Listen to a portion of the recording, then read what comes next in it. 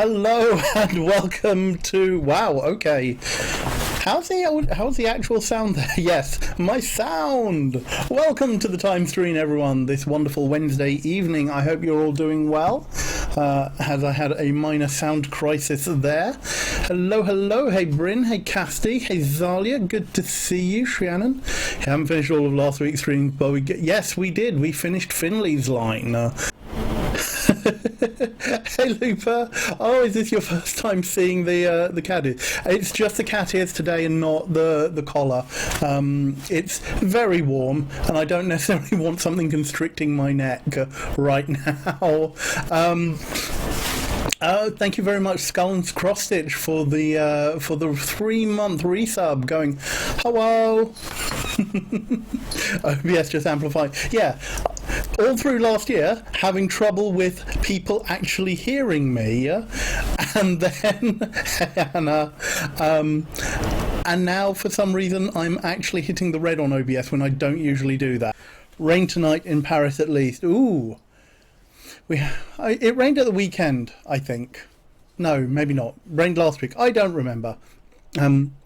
Cat game, just been catching up on last week's stream. Well, I hope you've had an enjoyable time, Bonsai Gem. Yeah, if you haven't seen, we are playing more Cat Hustle today. I might put the collar on in the break. I'll see how I'm feeling. I've got my fan running. Hopefully it's not too loud, or at least, if it is, you probably can't hear it over the sound of me. Hello, Crime Panda. Welcome. Duck Pond, good to see you. Dr. Loop, good to see you too. England, stop being so stupidly warm. It's September challenge. I mean, I don't know. Yeah, I'd take it a bit cooler. But we had a fairly, as they say in inverted commas, Indian summer last September as well. Extended sounds of Anil. At this point, that's just... Nah. I shall wear the ears as a beard. How's that? I'll go for my Rasputin cosplay with that. Oh wow. Yeah.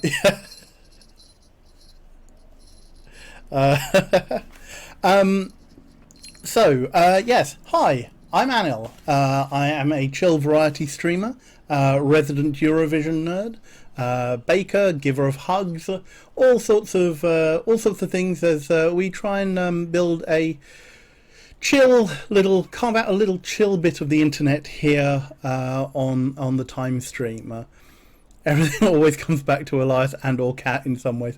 Look, Cassidy, better that than everything coming back to milk crimes. So I think if it's a choice between Elias and cats or milk, I know which one I will take. Oh, Anna, wow, okay, yeah.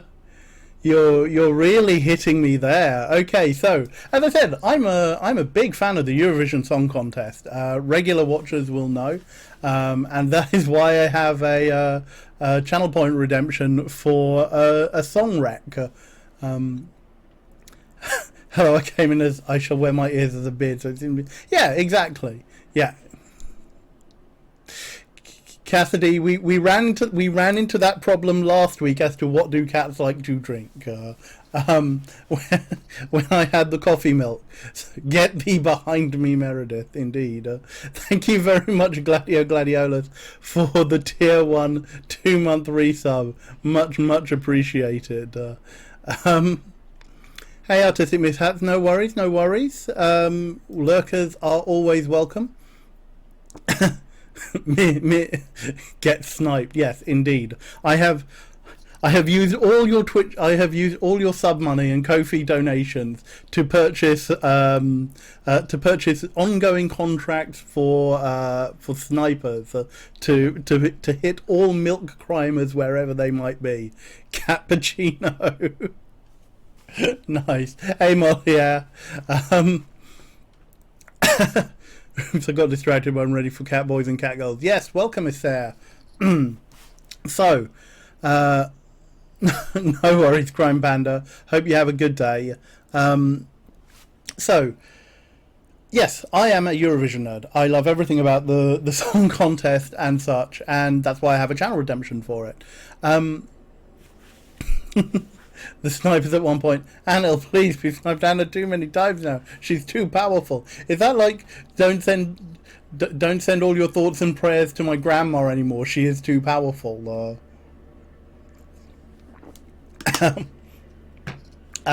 So, Anna has asked for a Eurovision song rec from the first edition. So we're going all the way back to 1956 in Lugano, Switzerland, and I'm going to have to look up a song list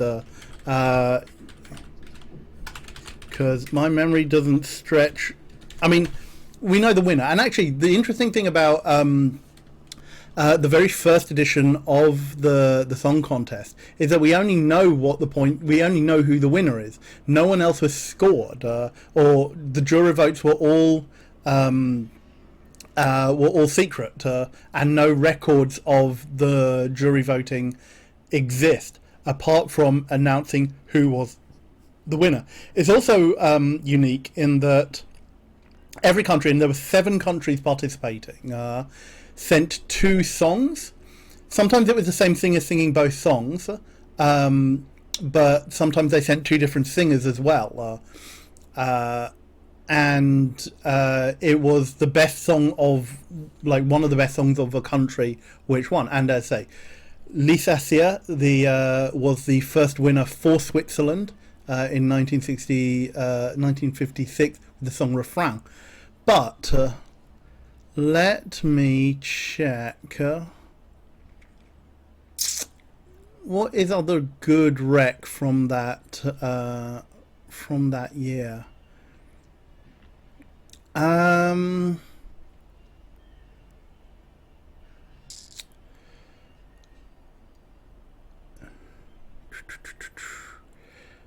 gonna go with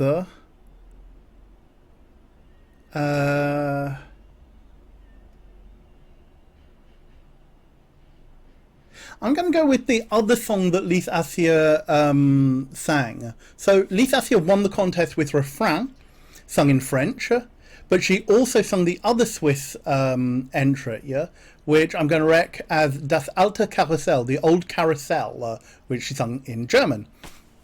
The only countries participating at that very first edition were, I mean, I've got the list in front of me. So it's the Netherlands, Belgium, France, Luxembourg, Switzerland, Germany, and Italy.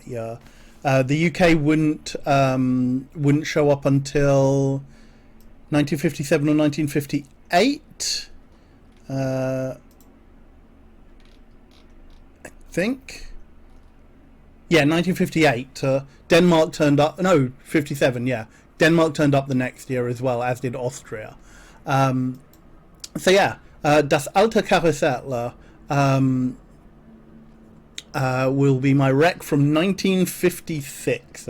And thank you, Gladio, for the hydration leak. For anyone who might be wondering what the hell the Eurovision Song Contest is, if you are new here or haven't heard me talk about it before, I might actually do a intro to Eurovision kind of like just chatting stream. If people are interested. The annoying thing is, because of DMCA, I can't play you any of the music without potentially getting a strike, or at least running the risk of getting a strike, which is really, really annoying. But I might come up with some playlists for, highlights that you can listen to along with the thing. I know there are plenty of people who are flouting that, and particularly if you are using not well-known music or such, or you're not keeping the VODs, then doing it live isn't such a bad thing. But given that Twitch keep hinting that they are going to be doing live takedowns for DMCA music depending on studios, and given that a lot of Eurovision artists are actually signed to big music groups like UMG or Warner. I would, yeah, as Mo said, I'd rather be safe than sorry on that front. Happened to Metallica on their own music. Yeah, that was a bit of a that's a bit of a weird situation. But like I mean, that's a separate argument over DMCA. To be quite honest, love how they're focusing on takedowns of songs instead of hate raids and harassment. Yeah, I mean, hashtag Twitch do better. Really, please. I filled out a survey today, and I like it was a survey from Twitch, and I think most streamers, if you're a streamer, may have got this survey. I thought, silly me. I thought it might actually be about what are your key concerns. Until there was nothing about that until like the last moment when there was a free entry box, and it's like, what are your concerns as a streamer? And it's like, right, here's your essay. Doubt you'll read it, but yeah. Well, I sent that off. Yeah, big sigh. And like, you've got to wonder at this point whether or not like how far up the chain it really is going. I mean, there was a protest day last week. A dissertation in 11 parts. Yeah. Don't ask questions you don't want answer to. Indeed. And like, from what I hear, there was a noticeable drop in numbers from the protest. So fingers crossed at some point there will be adequate tools, but I'm not holding out any breath. And there are things that we can do in order to minimize our effect on Twitch. I know, as I say, subs and such on here are a great way, and particularly given it's September, so it is cheaper to do a sub. But if a streamer has alternative ways that they might actually get a higher percentage out of the sub, and you don't mind missing out on things like emotes and such, then look for ways to support affected or marginalized streamers in that way. Look for their Ko-fi. Look for thank you, Molia. Exclamation mark donate will do the same thing. And I am also looking into Ko-fi subscriptions, because now that they've set up a monthly recurring plan, I'm going to look and see if that's something that's feasible for me. Streamlabs do donations, recurring donations as well now. So yeah, look for alternative ways to support your favorite streamers, particularly if they are marginalized streamers, and hopefully by hitting Twitch, in sub revenue, we might be able to get somewhere. Can I mail you some American dollars in an envelope? Please don't. I know you jest, but back in the long forgotten days, I was foolish enough to email cash. To mail cash for something I wanted to buy in the US, and yeah, money never arrived. So cautionary tale, and I was down like $200 or something like that. So yeah, cautionary tale. This was way before I became familiar with things like money transfers or such. So yeah, particularly because I don't have a US bank account, and whenever I would go and visit my relatives, or whenever they would send gifts or birthday cards, there would be cash inside them, or Mum would bring back cash from relatives for us, for me and my sister, as Eid present and whatnot. So all I had was I had a lot of cash. I didn't have any other like electronic means. I mean, now and this is in the days before PayPal and things like that. So after that incident, I went and drew up money orders because that was something that you could do to protect your to protect cash. Okay, take care, Gladio. I hope you have a good day. So yes, oh, the foolish days. And thank you for the new hydrate. Yes. For the thirst, yeah, in one way or another. So, what are we doing today? We are playing a new route of Hustlecat, and I'm trying to adjust my ears using the reverse OBS camera, and it's like can never remember which way to point.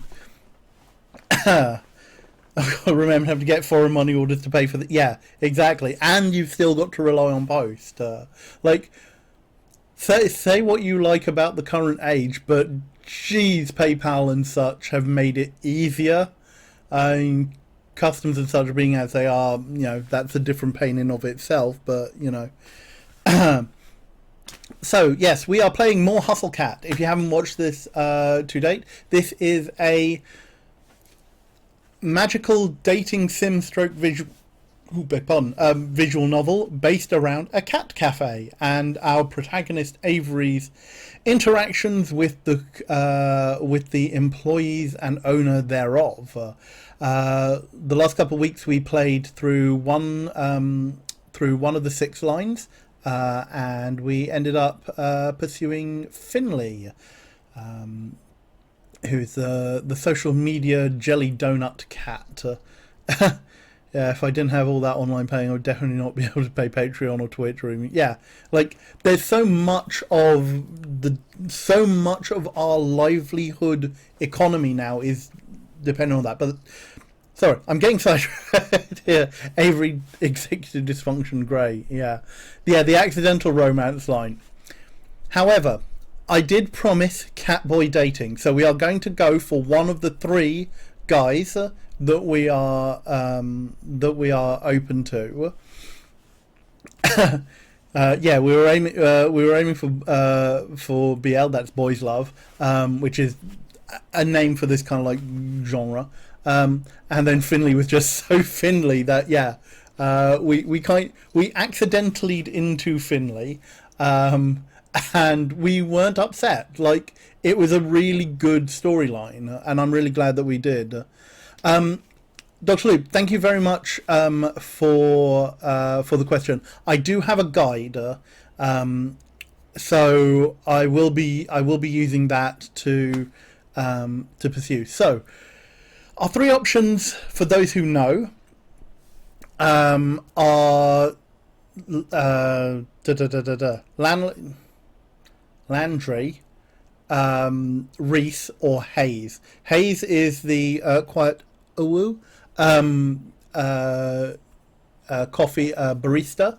Lanley is the tall handyman and waiter, and Reese is the deputy manager, Scottish. I am portraying him as wannabe fashion designer. So, those of you who have seen the game or have seen me play, do you have any particular suggestions or preferences for the route you want to see? I'm going to see what you think, and then choose, because I've got one in mind, but I just want to see what your thoughts are. Hayes. So I can't stop laughing that Uwu was the first thing I hate. So it's Landry, Hayes, or Reese. We can't do Graves yet because I would need to unlock all the other 5. Hayes, the shy Uwu one. You all just want the Uwu voice, don't you? I have to say, I am intrigued by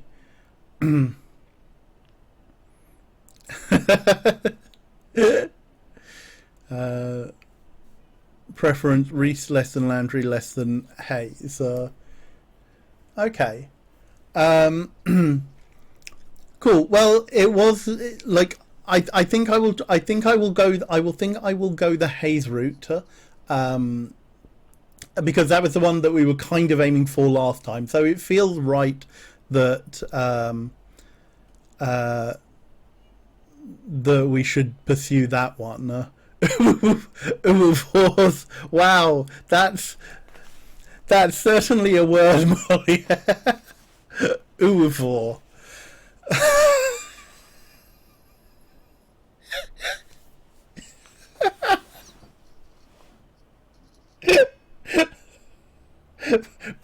Bring on the Uwafage.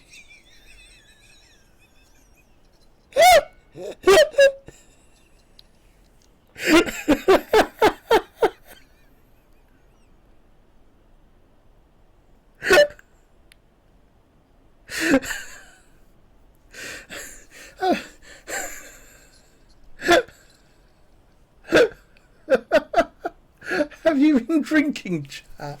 I haven't been drinking yet. I might have a drink later, but Houston, we have a problem. Chat. Stop it, chat. You're too funny. You're too funny. That is a really good one, Sir Hawk.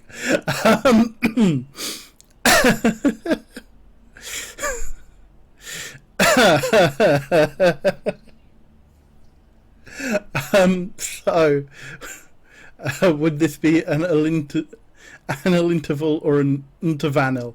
I prefer intervanil. The first one is intervanil.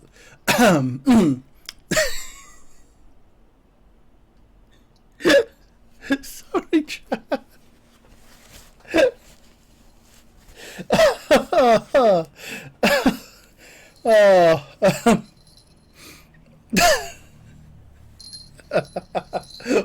One intervanil.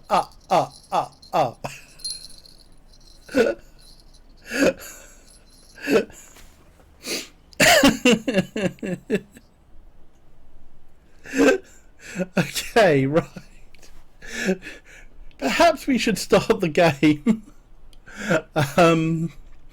Thank you, Nothog, for the redemptions.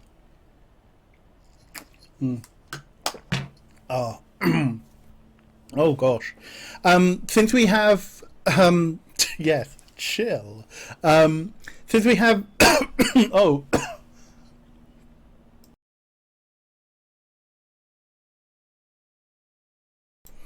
Oh dear. Since we have already played through this once, I'm gonna try and go fairly quickly through the dialogue lines for the beginning, and kind of focus on where things differ. But you know, still give us room to breathe on things. Don't need notepad. So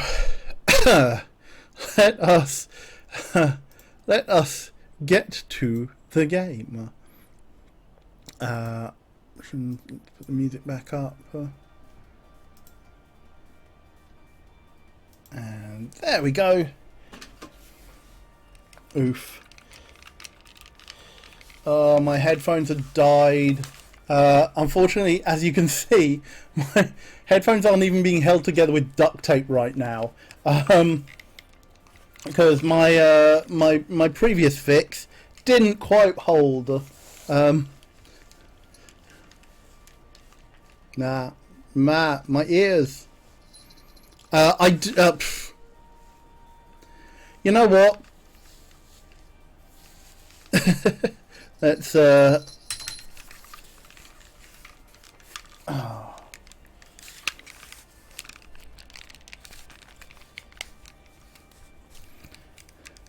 Get headphones with cat ears. Oh, I have seen those. If anyone knows a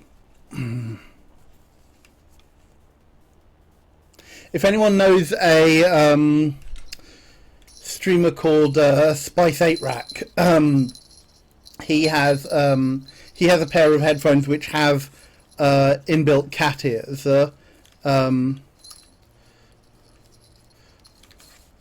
I don't think I remember many content warnings in the Haze route compared to the others. General mental health stuff. Okay, good to know. Thank you very much, Loop. So yes, general content warnings for the game of curses, the supernatural, forced transformation, possible body horror that goes along with that. And as Luke says, yeah, we did come across some like stalkers on Landry's route, so we content warned for that.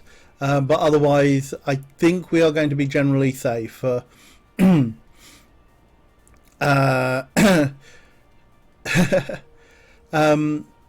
However, don't worry about the headphones. I have a new pair arriving. Tomorrow, so I should, by tomorrow's stream, be equipped with a fully functional pair again. I just have to be really careful because I don't really want to have to replace my headphones for a third time in a year, and especially because these are a discontinued model, and Logitech don't do another one with the same fabric ear cups, which is really annoying. Hey Kasera Fifi, welcome. Don't worry, but glad you can make it. Why are we invoking Nico voice?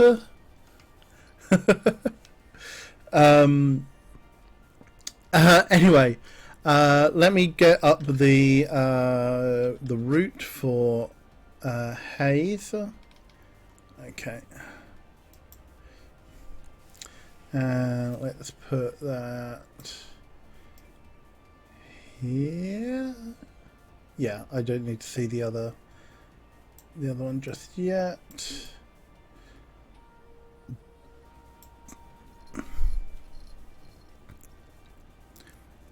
Oh yeah, it is really adorable that you can see in the coffee art which routes you have done.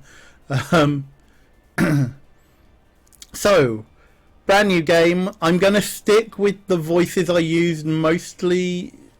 I'm going to stick with the voices I used last time just because they're still relatively fresh in my memory. And I think we'll go for a shaggy head. We'll go for shaggy head Avery this time. Still go with him. So yeah, this is our protagonist. This is us. Yeah, and you can change them. You can change your pronouns at any time during the game as well, which is really good to see. Yeah, our pending address. We have a degree. We don't know in what. Yeah, on Greg's list. And our skills are rest management, nutrition consumption, meme curation, and 12 words a minute. I would not be proud of 12 words a minute. But, you know, Avery, you do you. So, yes, this is me. I think I fell asleep on the couch again. Little lasers of sunlight are zapping right into my face from the middle of the curtains. I think they've been specifically aimed to burn out my eyes. What is it, like noon? Oh, wow. They did change the art for the long hair in this. Nice. What's it, like noon? Jeez. Not my fault. Not my fault. This couch pulls you in like you're drowning in bread dough. My spine pops in loud protest as I swim free from my bread dough cushion trap. I'm going to have to apologise to Aunt Wendy. I'm probably leaving a dent in the shape of my ass in the cushions. I probably have to apologise for a couple of things, actually. Okay, I know this looks bad, but it's almost not even my fault. Electrical yarn. My friend sent me a photo of her cat sitting in the puzzle box, so I'm having a great time. Aww! Yay for good friends like that. I can't help that clutter is naturally drawn into my gravitational pull. What? On honestly, it makes me feel a little more comfortable, you know. Like, I really live here instead of, like, instead of just like I'm couch surfing at my aunt's. Or like I'm living in a furniture catalogue. Not that I'm ungrateful. Aunt Wendy is awesome to let me use her apartment while she's away. She helped talk Mum and Dad into letting me come all the way out to the city, too. She's pretty cool. I hear rustling behind me like fingernails on cardboard. It makes me pause for a second, but I jump up as I realise what it is. Hey, Mochi, knock it off! Mochi, the living trash bag disguised as a cat, stares up indignantly from inside the pizza box. He's trying to scrape some dried up cheese off the bottom again. His little mushed up face is probably trying to stare me down, but it's kind of hard to tell where he's looking with those crossed eyes. Mochi! Meow! I clap my hands a few times to break the stalemate. He jumps at the sound, then waddles back to the bedroom in defeat. I guess since I'm up to, I might as well get to whatever I'm going to do today. I shuffle to the curtains and throw them open. Mochi is a very good cat name. I actually have a friend whose cat is called Mochi and looks very similar in that he is a big ball of cream fluff. He's absolutely adorable, and he's like this giant ball of fluff, and he's like so big from when she first got him, like just over a year ago. Oh, same cat. They hop around dimensions. Yes. My laptop is still sitting open on the coffee table. Oh yeah, job searching, I guess. That's what I was going to do. I plop back down on the couch, already sinking back into the cushions, and take a look. Geez, there are so many tabs here. Which one did I leave Greg's list open in again? Not that one. This one? Or this one? Maybe this one? Nah, that's just another cat video. I was up all night watching Jelly Donut, the cat who balances donuts on her head. I have no idea how you get a cat to do something like that. You soon will. Foreshadowing. Guess that's why Mochi and I aren't internet famous. You and me both, Avery. I find the tab and start scrolling through listings again. It's not like anything new has gone up since yesterday, I bet. And if I ever had a cat, I would call them Golden Retriever just for the funsies. So I've heard plenty of, like, you know, internet stories about people calling their cats Rover and Rex. I don't know anyone who has actually done it, though. Oh, Dr. Luke, thank you. That's very sweet. Sidewalk cleaner intern, college credit only, mood. Internet comment section proofreader. Fundraiser street team intern, unpaid. Yeah, it's been like this all month. Can you really blame me for giving up on watching cat videos? Nope, not at all. I know this kind of thing is supposed to take time, but try telling that to Mum and Dad or my savings. Any of those could send me back home at any time. I really have to get this done before Aunt Wendy gets back. Just thinking about writing another cover letter is making my will to exist erode away. Shannon, I follow someone online who named their cat Puppy. Aww. Well, I'm glad to hear that somebody actually followed through on that. Let's face it, you'll legit be making as much money watching cat videos as doing unpaid internships. Exactly. Yeah.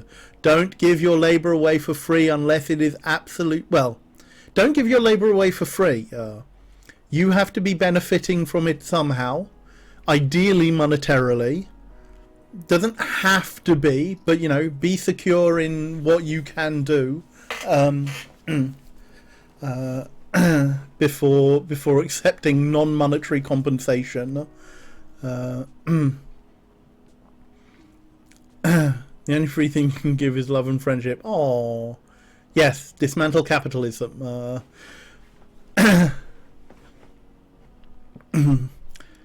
Whatever you can do to make sure that, you know, you come out of this ahead. You do. I'm going to go for a walk. When I got here, I expected to be buried in noise from the city's traffic and crowds, but it's actually pretty quiet. The apartment is on a side street, far from the main street bustle. From here, the noises of the city are just a distant hum. It's comforting, like the buzz of an old tube TV. I'd have to walk like 20 minutes to get the train from here, but I rarely leave the neighbourhood, so it doesn't matter. Still, living a small town life in the city, I guess. Whatever, I get plenty of adventure in this neighbourhood. I could just set out in any direction and find something new, even if I've been down that way before. Sure, I get lost a lot too, but that's half the fun, right? I turn a corner at the end of the block and head up a tiny side street I haven't tried yet. Neatly arranged trash cans line the sides of the roads. I think I'm behind some stores right now. I'm expecting a dead end, but the road suddenly curves to the right. It looks too narrow for cars, but the faded white lines marking the middle seem to claim some brave drivers could try their luck. I decide to follow the sharp bend in the road. After I pass a tall partition, I'm surprised by what I see. A squat 3-story building painted so ostentatiously bright it'd be impossible to miss sits in front of me. A cat's paw? Is this a pet store or something? Maybe I can get a dumb toy for dumb Mochi. As I walk closer to the front doors of the building, I don't see the aisles of pet food I expected from the broad store windows. Instead, it looks like there are couches and tables in neatly arranged rows. Molly, giving a gift of labour to friends or family is fine when it's your choice to do. Yes, and so is bartering, if everyone agrees.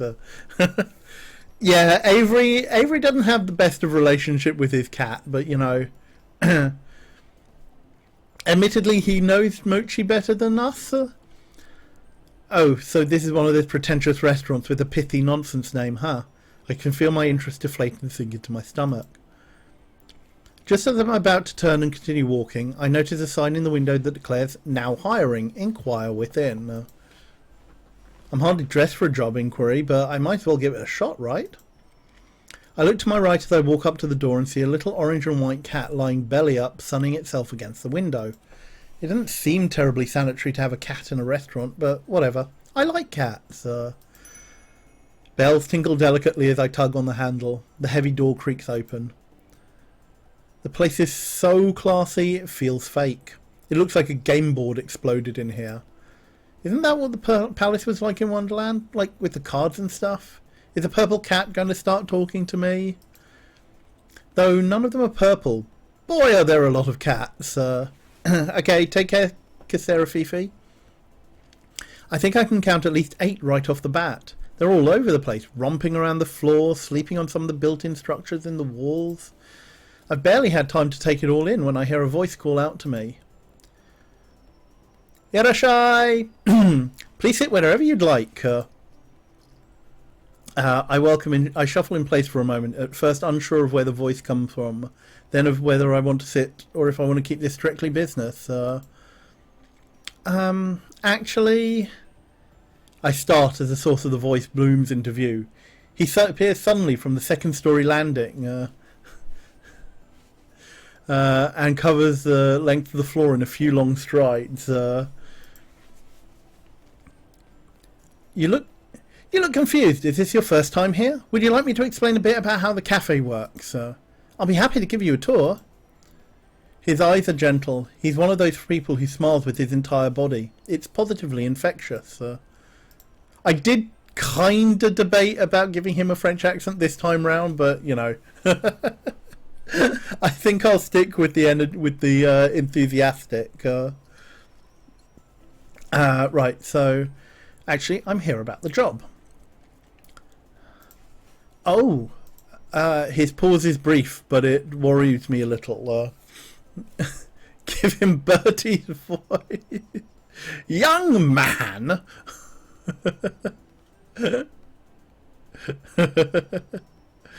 Other one if you want to do... Yeah. Is it really that surprising that someone would come in and ask about a job? Did I do it wrong? Oh, great, we don't get a lot of responses. I think it's because Mr. Graves only puts a sign up in the window. He doesn't want to advertise anywhere. Good thing I came in then, huh? You're right. His smile is broad, but his eyes creep to the back of the cafe like he's looking for an escape. Okay, you can take a seat and I'll go get the owner. He'll be able to tell you a little more about what he's looking for. You got it. Oh, and what's your name? Avery. Avery, cool.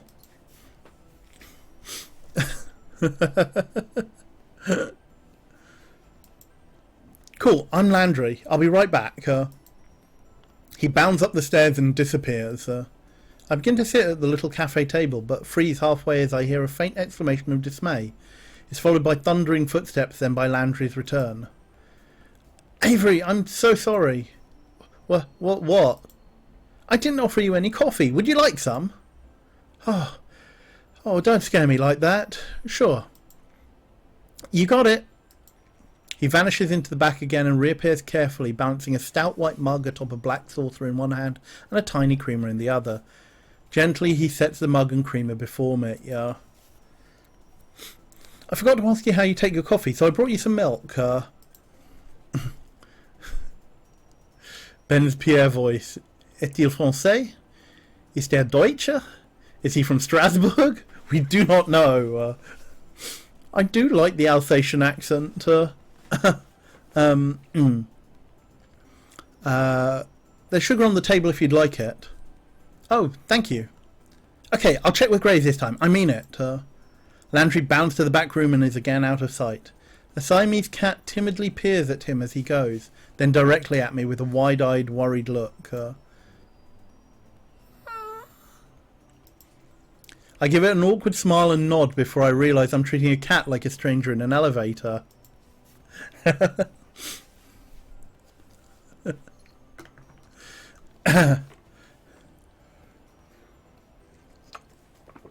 Your mum is from Lorraine. Ah, cool. Landry is a sweet guy, but he needs a spot of therapy for the ingrained toxic masculinity. Yeah, I think I don't think we would hold that against him. Especially because, you know, patriarchy hates everybody. Yeah. I dump most of the milk and 3 sugar packets into my coffee before I can get it to the consistency I like. I pour what should be a little splash of extra milk, but half the creamer's worth spills in. It almost overflows.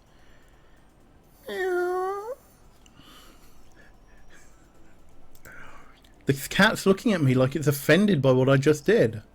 What? Like a cat knows anything about coffee, yeah. When Landry finally returns, he's not alone. This is Graves, the owner of the cafe. Graves, this is Avery.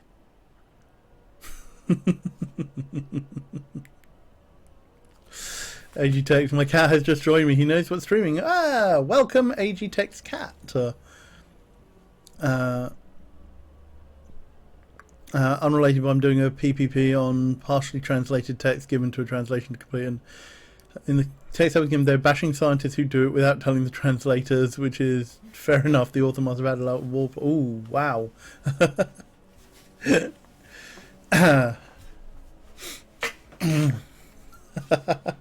Away, man! It's Uncle Eldritch. Sorry, Loop. That was an appalling attempt at some kind of northern accent. He looks like he should own a bookstore that insists it sells tomes, not books.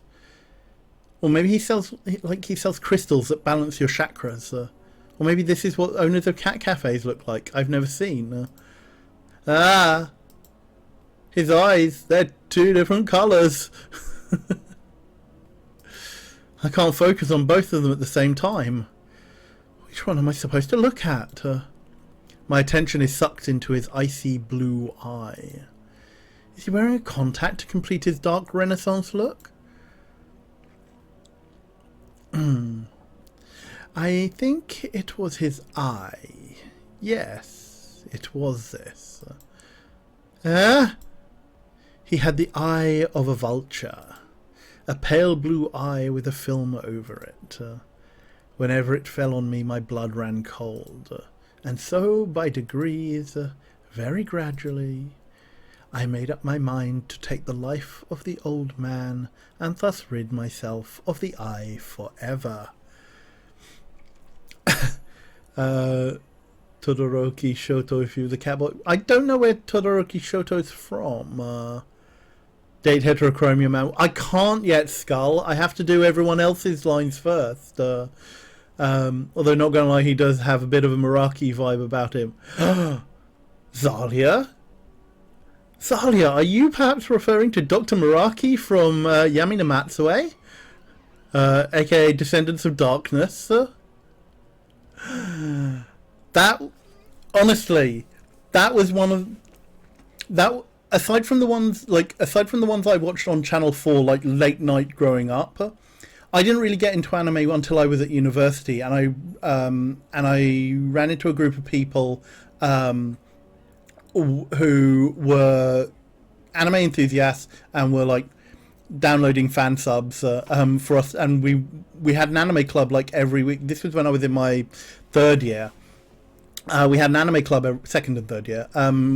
We had an anime club every week, an anime watch night every week, and Yamina Matsue was one of the very we put on like 2 episodes of 3 series in a night.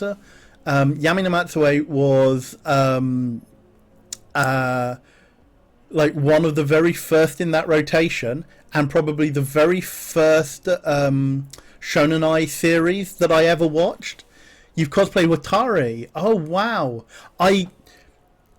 Honestly, the very first I have never actually cosplayed as an anime character, but Dr. Meraki is one of the characters that I wanted, that I have had in my head as someone to play. Yeah, Dr. Meraki somehow never lost his medical license. Yes, welcome, Oddly. But yeah, it was, as I say, it was my very first introduction to the concept of shonenai and yaoi. Although, when we later watched Gravitation, that was more cemented. Yeah, we really do, Zalia. We really, really do. I need to dig out, like, but my anime watching is very, very specific. It's like 1990. It's like late 90s to early 2000s. Like, I've not really watched any anime past 2005.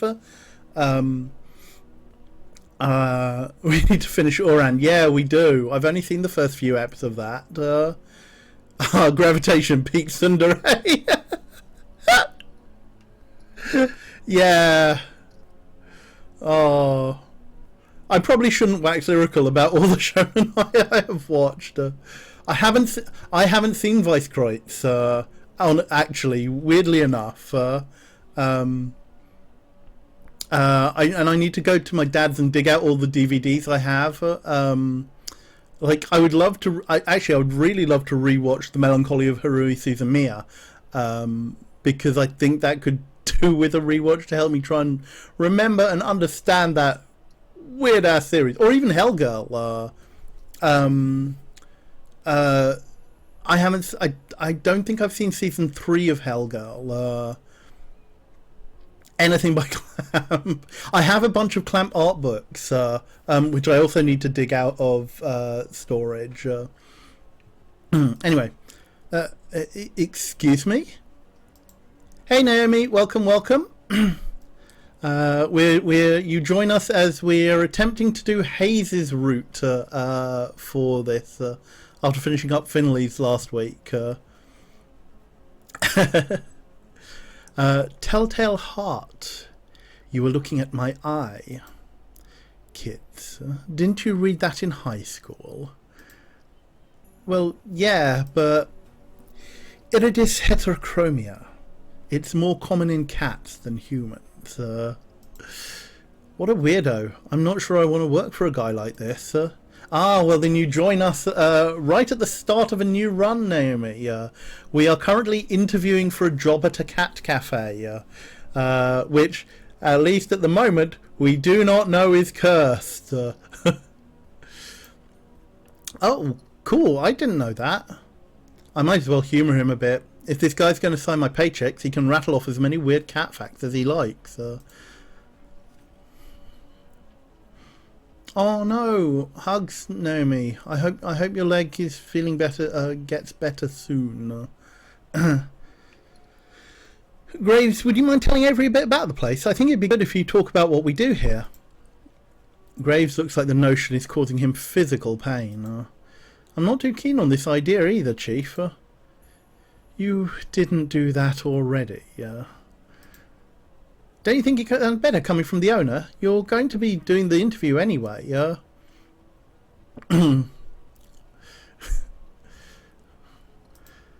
Good point, Landry. This cafe would collapse into rubble without you to keep me on track. Alright, Avery. I didn't prepare a speech, so you'll have to forgive me. I'm a little surprised to hear that, but I guess there aren't any Poe stories that he can quote for this situation. I like to take care of strays. I like coffee. I like good desserts. I like a beautiful room. I wanted a place where I could have all of those at once. That's how a cat's paw was born. Hey, Pookley. Yeah, no, we are pretty near the beginning. Actually, we're just about to do the interview. The cats here are from the neighbourhood. Usually they want to come here, so I don't have to convince them to come in. Forever home. Pithy. Hate that term. But the cats who want to be adopted are listed on the wall over there. I'm a good matchmaker for people and cats. I can tell who's a good fit for the cat's personality. If they meet my standards, they've got a new family member. It's good you help them find homes like that. Well, if I had the room, I'd just keep them all. He totally means that, doesn't he? Cool. I get to be interviewed by a cat hoarder. I don't know. It's probably better that way, right? Who knows? Right, yes. My ears are falling. Follow me. We'll talk on the second floor. Before he finishes a sentence, he's already 3 steps up the stairs to the balcony. So much for the introduction to the cafe, I guess. I shake my head a little and follow him. After all, I really need a job. We make our way up to the second floor balcony, which, except for us, is only occupied by those amazing looking cakes in the display case. I wonder if I can get a sight on my way out. Graves leans down over the balcony of the cafe and raises his voice to the people below. Or to the cats, I guess, since cats are the only thing I can see from here. Hayes, will you get us some coffee? Is that the chef? I haven't seen anybody here besides him and Landry. Oh, I already had a cup. Is that going to stop you from having another? You can't have enough coffee, especially when Hayes is the one making it. I don't think I met Hayes. You may have. You might not know yet. Thank you, Cassidy, for the hydrate. Okay, take care, non-binary star system. Have a good rest. Graves folds himself into the slender chair at a corner table. He pushes the opposite chair away with his foot, nudging it just enough to turn it towards me. Come on, sit down. Let's talk. You don't have to be so stiff. Hey, Cree. Welcome, welcome. Interviews are boring. Make it interesting for the both of us. No pressure, huh? Graves sits with this sort of grim pomp, like he's sitting in a skull throne and a raven's going to land on him on his shoulder at any time.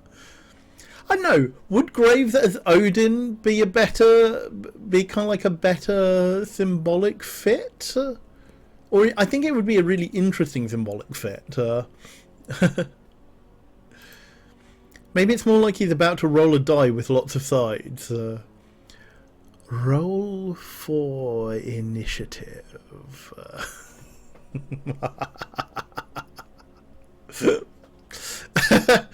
I should probably save that voice for a different thing. Yeah, queer and magical, Odin. Yep. Graves has totally Elias vibes. I can't think. Well, to be honest, to be fair, I am very much imparting Elias vibes on Graves. I bet he's a nerd. I take the seat across from him. Just so you're aware, we aren't starting without coffee. Okay. You can talk, of course. I meant the interview. Okay.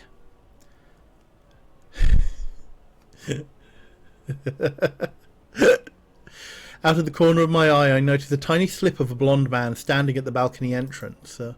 I jump a little. When did he get here? I didn't hear anyone come up the stairs at all.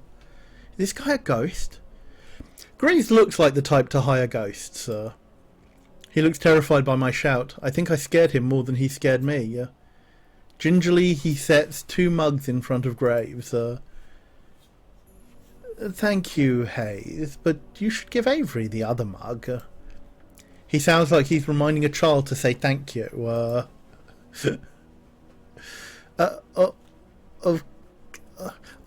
Sorry. I've got to remember Hayes' voice. Of course. Hayes glances up at me. Our eyes meet for a millisecond before he suddenly finds something very important to focus on downstairs. He pushes the cup toward me without looking back up. Thank you. Graves' ring clacks against the porcelain of the cup as he takes a drink. Perfect as always. I don't know what I did without your coffee. It's nothing special, wee. He talks like it's the first time he's spoken today, quiet and a little hoarse. If that's all, I'll go back to the cats. That's fine. Hay slips back down the stairs just as quietly as he arrived. That kid would make a great ninja. I look down at the coffee and see a sleepy cat face staring up at me from the foam. I've only ever seen latte art on the internet before. Did Hayes really do this? I take a sip. It's not bad if you like coffee, I guess, but it could really use some sugar. Slams the dot button, yes. There are packets on the table, but I can't bring myself to ruin the foam cat. Now we can get this going. Let's interview. I'll even start you off easy. What's your favourite breed of cat? Okay, so I did look up, and apparently the interview questions don't have any bearing on... okay, spoilers, I guess. Interview questions don't really have any bearing unless you're actually going down Graves' line.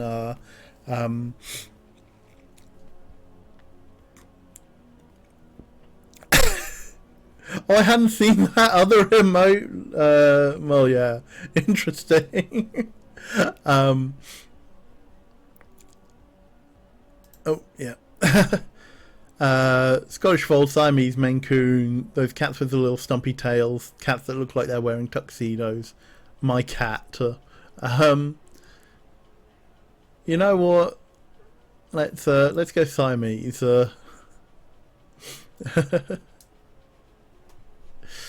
Do you know any other languages? How about ciphers?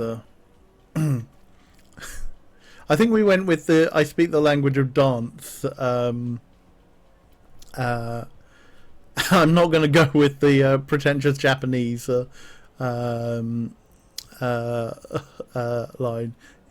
even though I do know what it says.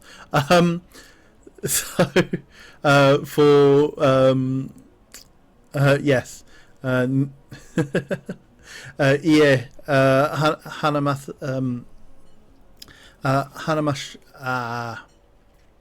Hanamath Shima Sen.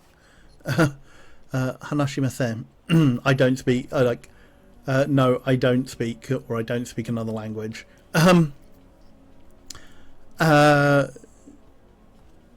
Since that's actually just the go part of Nihongo, which, as Cassidy reminded us, is Hanash, Hana when in compound form. So let's go no. What marine animal would you say best represents you? You know what? Let's go butterfly. What genre of music? Oh, sorry. What genre of music would you use to describe your work ethic?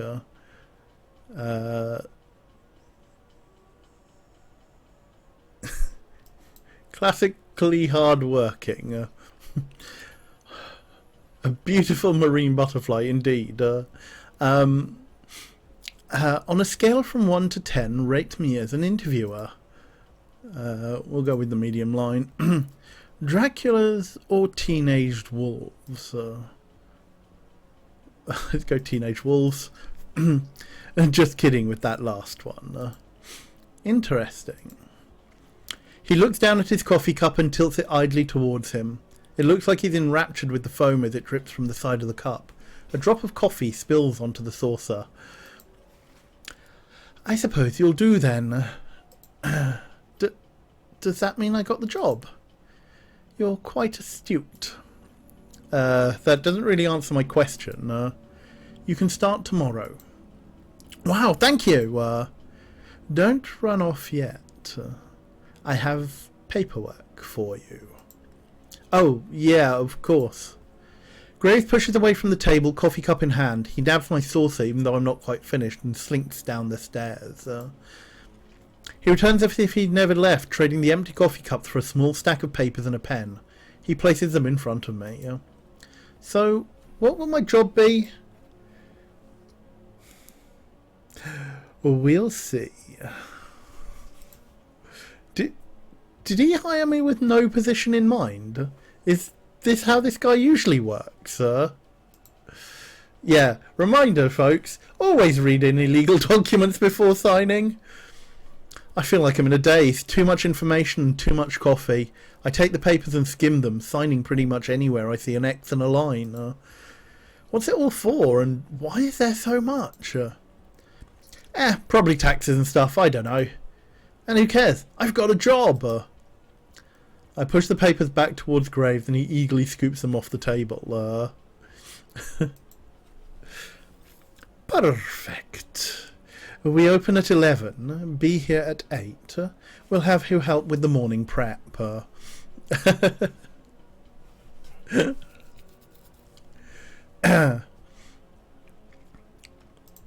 My displeasure must be pretty apparent because his mouth cracks into another smirk.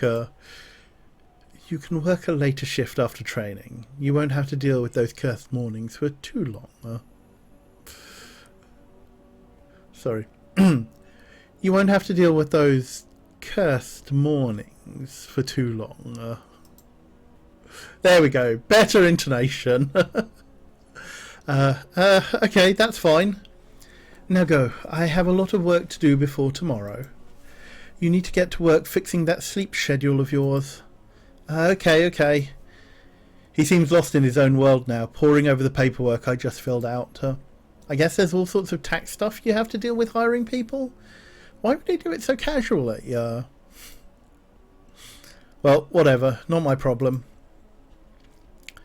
I head down the stairs. Landry's back. He looks uncomfortable waiting at the foot of the balcony, but perks up when he sees me. So? I'll see you tomorrow, co-worker. Oh!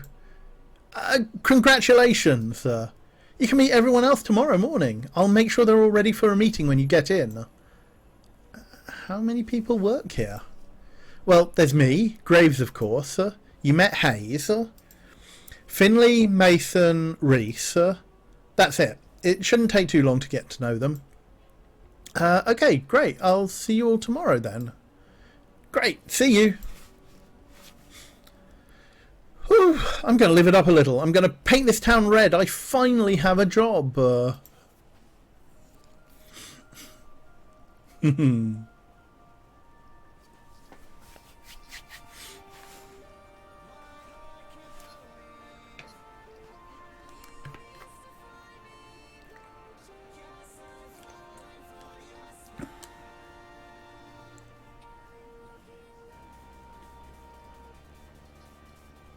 I really do like the music on this game.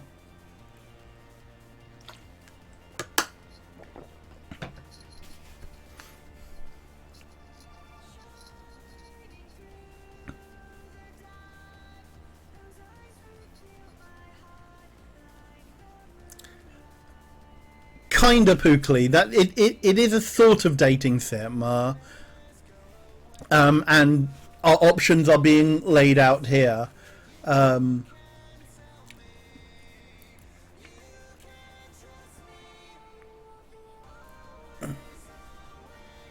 You are basically forced down a romance line.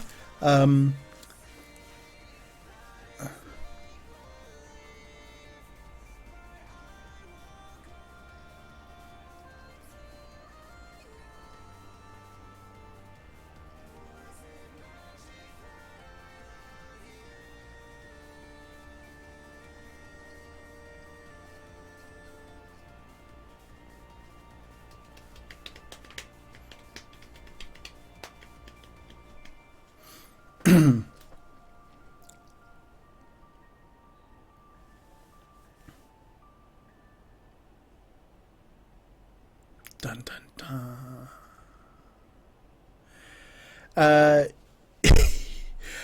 And indeed, we are actually going to be pursuing, since this is our second run through the game, we are going to be pursuing Hayes to see what his story is like.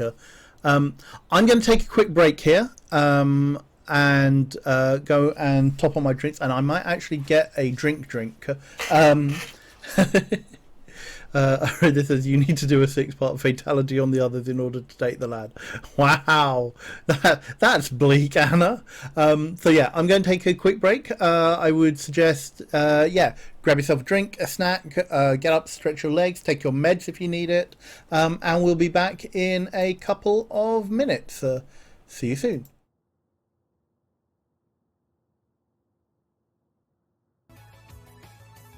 Hey, welcome back, folks. Oh dear, my ears. And hey, Dom, thanks for joining us. I am back with an actual, drink. Since I have had a can of ginger cola sitting in the fridge that has been long been earmarked for addition to something, and since I have part of a bottle of crap raspberry vodka I need to use up, I thought, well, I might as well just doctor it like that. I know your feelings about vodka, Dom, and I wholeheartedly agree, which is why I'm trying to use it up. Ooh, you've got some chicken ramen, nice. Adult juice, yes.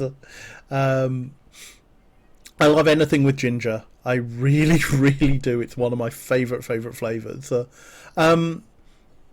So let us get back to the game at hand. For anyone who is just joining us, yeah, I know. But yeah, it is very much there just to provide alcoholic content.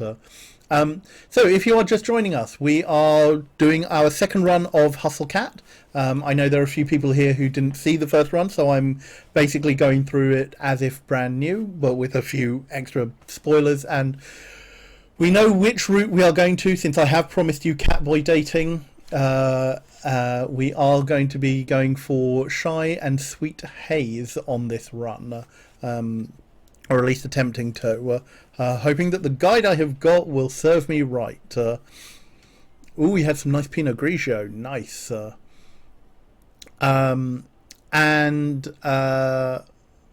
we have just had our interview and got ourselves a job at a totally not cursed and normal cat cafe. So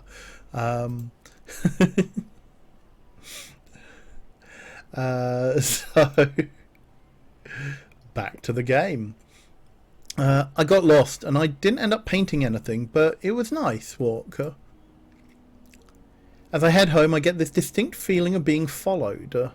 I didn't really know what that was a thing that actually happens, but it's hard not to notice when you see some movement out of the corner of your eye. 100% not cursed, just goth. Yes, no, hashtag not a cafe cult. Hashtag not a cat cult. Hashtag not a cat boy yet. He said wearing cat ears, but you know. I turn around. A sleek black cat stands in the middle of the road. It sits down when we make eye contact and thumps its tail testily against the pavement. It's got different coloured eyes. Huh. I guess heterochromia really is pretty common in cats, huh? He said, from a sample size of 1. Should I, try to bring it to the cafe? They take care of strays there, after all. I should try. I crouch down as slowly as I can and reach my hand towards it, beckoning to it. I guess sample size is, what, 8, 9, 10 at this point, technically for Hayes, for Avery. And of them, 1. 1 has had heterochromia. It doesn't move. I make those little smoochy noises that seem to work on some cats. This one doesn't seem terribly impressed. It pins its ears back and it looks away, still for a moment before standing up and slinking into an alley. I guess I should just leave this to the professionals. Yeah. It's time to celebrate. I'm going to wreck this pizza I grabbed from Pizza Lloyd's on the way home. I picked up a can of wet cat food for Mochi from the corner store too. I figure we both deserve a celebration. Mochi, get your fat lump out here. I have good news. No answer or indication he's even in the same room. You know, he never even asks how my day was. I know how to do this. I walk over to his food bowl and crack the lid of the wet food. Gus is asleep in my lap and he looked right up when Anil did the noise. Oh, Kazieka, that's so sweet. In a flash, he's at my feet, tail shaking like a rotor behind him. Come here, you big moron. I give him a little scratch behind the ears before I dump half the can into his bowl and the feeding frenzy begins. He acts like I never feed him. He's a cat. Whatever, I'm about to go do the same to this pizza. After a quick jaunt to free myself from the shackles of non-pyjama clothing, I flop back down on the couch, dinner in hand, laptop in my face. Oh, it looks like there's a new Jelly Donut video. Oh, it's a video of her sleeping in a donut box. I love that dumb internet cat. She's always doing something ridiculous. I wonder how her owner gets her to do those tricks. That flooring seems familiar. Where are these filmed? I spend the rest of the evening picking through the video archives. I can feel myself sinking into the bread dough couch cushions.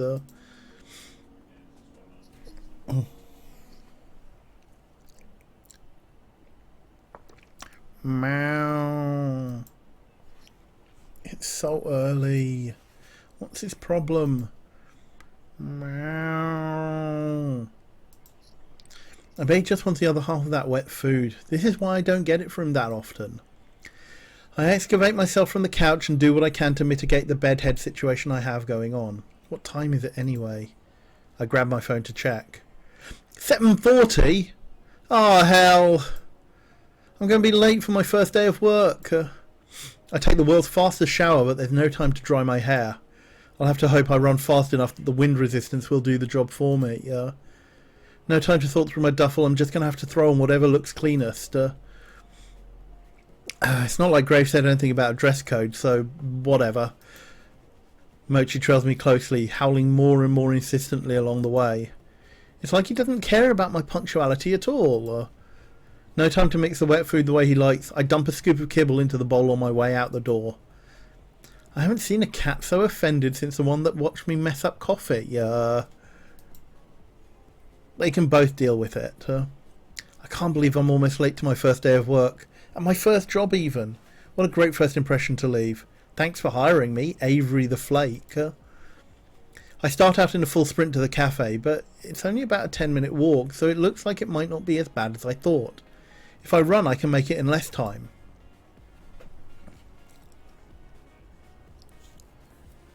Here it is, a cat's paw.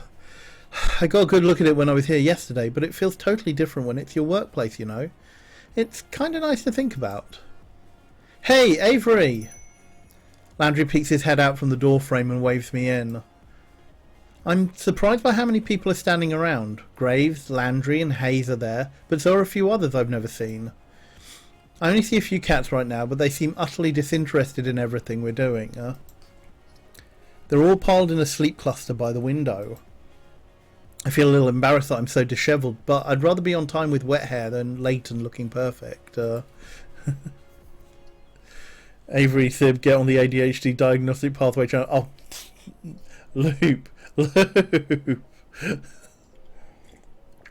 Ouch. But also, sigh. But also, yeah. Good. You decided to challenge the morning sun after all. Now that the star is here, we can start this show. Still as weird as yesterday, I see.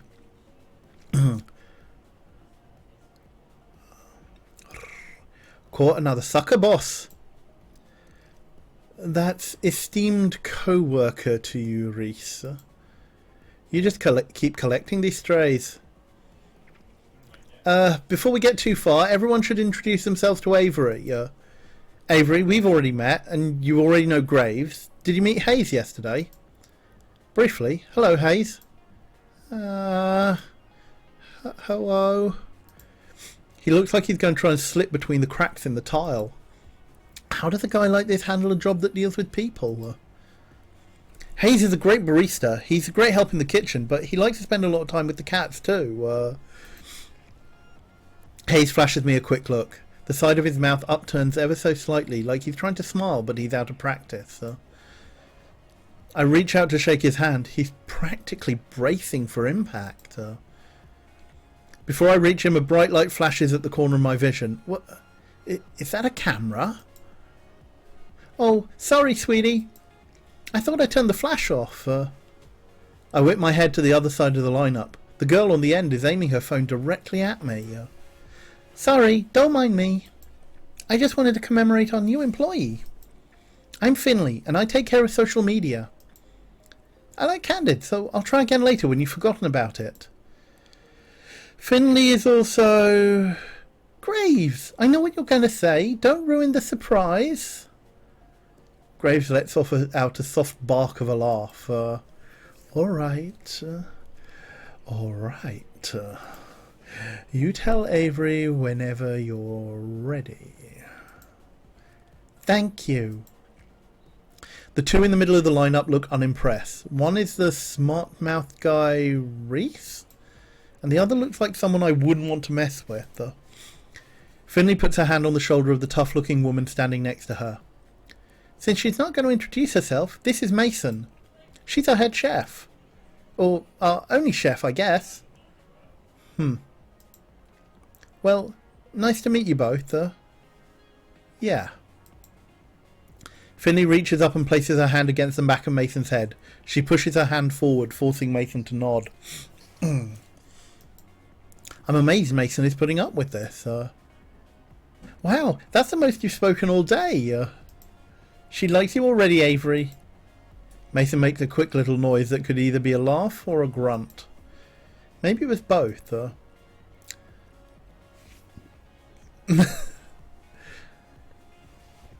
Ooh, beg pardon. How kind of you all to save the best for last. I'm Reese, and I'm the one you'll be answering to after Graves, so you better stay on my good side. I would have sworn Landry was second in command here, so I don't know what this kid's talking about. I didn't even see him at all yesterday during the interview. I'm on cat detail today, but don't think that means I won't be keeping an eye on you. Cat detail must mean taking care of the cats. Obviously. I'm learning quickly. I don't know why the second in command would be so eager about telling me he's going to be cleaning litter boxes today. Maybe it's a weird status thing here. I'll be on my best behaviour then, I guess. Good. Okay, that should be everyone then. Avery, you'll be training with me today. I hope that's okay. That's fine with me. It looks like I'm no longer needed. I have other work to do. You know where to find me. Gray slinks to the back of the cafe. I think I can hear footsteps on creaky stairs. Mason and Hayes disappear after him. Avery, did you have breakfast? We're going to have something to eat before work if you'd like to join us. It's tradition. That sounds great. I fed my cat, but that sounds great. I fed my cat, but I forgot to feed myself. Reese has already seated himself at the long booth seating along the wall. He scoots two of the tables together and Landry pulls over another chair. Great, just sit and relax. Mason's just finishing up breakfast. I move to take a seat, but Finley blocks my path. Avery, before you sit down, I have a question for you. Kazieka, I don't know what's wrong with this place yet, but I want to work there. Dr. Luke, I want to go there too and hug all of them and tell them it's going to be okay. Aww. Sure, what's up? Okay, is that... Her voice drops, almost conspiratorially. She leans in to whisper. That's an IKEA shirt, isn't it? He's my favourite too. A what? IKEA. From Blast Zone? From what? Look, you don't have to play dumb. I get it. No, I really have no idea what that is. Is that like a show? Is this shirt from something? No. Never mind, don't worry about it. Let me just check the walkthrough. I just thought it was a cool shirt. Okay. I just thought it was a cool shirt. Well, it is, but it's weird to buy things from games you haven't played. Oh, it's a game. I play some games, but I haven't heard of that one. I like a lot of retro games, so if it's new... Oh, it's it's a different type of game. Never mind. Well, now I'm curious. No, it's okay. You probably wouldn't like games about boys fighting. Or maybe you would. Thank you very much, CQ Cat, for the 2-month resub. Ayo, exciting, glad to have cats for another month. Yes. Okay. Maybe I'll lend it to you sometime, if you prove yourself worthy. I'm not really sure what that involves, but sure. Okay. She gives me a grin and a wink, and then takes a seat at the table next to Reese. I noticed that somebody set the table while I was talking to Finley. Mason and Hayes should be out in a minute, Avery. Come sit down. Sure. Where should I sit, though? What if there are some unspoken rules about this sort of thing and placing? You never know with new groups. Landry answers the conundrum for me by beckoning to the seat between him and Finley. Quietly, I take the seat. Mason emerges from the track with a large tray balanced atop each hand. One tray has a giant stack of French toast, the other is some kind of egg thing. I'm not sure, but it looks amazing. Whoa. I had no idea how hungry I was until just now. She sets the trays down in front of us and then returns to the kitchen. I hope she gets back soon, because I'm about to be on that egg thing like mochi on wet food. Mason returns a few moments later, cradling 6 empty coffee cups in her arms. Hayes follows in tow, carefully balancing a carafe full of coffee. They set the cups and carafe on the table and take their seats. Hayes' butt barely hits the chair before the others start to dig in. I'm a little afraid that I'll lose my hand in the fray if I try to jump in now, but I'm so hungry. Landry reaches out an arm from behind a fortress of French toast slices. He lightly bats at Reese's hand as it reaches for the syrup pitcher. Save some for Avery. Geez, calm down. You're the one stealing all the food. I haven't taken any more than usual. Breakfast is important. While everyone shouts and shatters across the table, I help myself to a bit of everything. I'm not used to eating a real breakfast, especially one that didn't come out of a microwave, so I'm going to savour this. Wow, this is amazing. Isn't it, Looper? This group breakfast scene is really cute. There's so much really cute art in this. Wow, this is amazing. Mason, what is this egg thing? Mason's eyebrow shoots up. She looks at me like I grew another nose. Frittata. Is that like a souffle? It looks like it would be really hard to make. Just eggs and vegetables in a pan. Still, I wouldn't be able to make anything like that. It's really nice to have a real breakfast. What do you usually eat, Avery? Mostly cold pizza or toaster tarts, I guess, if I remember to get them. Mason glares like I just knocked her plate to the floor. She stares directly at me, through me, with a hard look at her eyes. You eat here now. Always. Can I still have pizza sometimes? Not for breakfast. Ever. I can hear Finley and Reese snickering. Okay, but other times are still okay, right? Mason rolls her eyes and goes back to her coffee. Reese stares up at me between bites of French toast. Avery, when we're done, we need to talk about the dress code. Oh, Reese, don't start this again. Shh. It's an important part of the new employee orientation. Landry passes a positively pained look at Reese. He glances at me, but a poke to the roof from Finley sends him staring back at his plate. Landry, you're such a mama bird sometimes. Lighten up. Avery, look at this place. We take our visual presentation very seriously here. Mason gives another grunt. Hayes places his empty plate and cup on Mason's plate and takes a stack into the back with an urgency of a tactical retreat. Graves and I expect a certain level of decor with the wait staff. Is this about my outfit? I woke up a little late, so... No, this is about uniforms. Mason pushes her chair away from the table with enough force that it wobbles briefly on 2 legs. She stands and takes my plate in one fell swoop. Opening soon. Time to get ready. She picks up the now empty cast iron skillet with one hand and balances a few of the other plates on top. That looks heavy, but she's holding it all like it's nothing. Come on. She stares me down and gestures to the back door with a head nod before she heads into the kitchen. Yeah. We take our goth cat aesthetic very seriously here. Don't think you can run off so easily, Avery. You'll get written up if you don't have your uniform.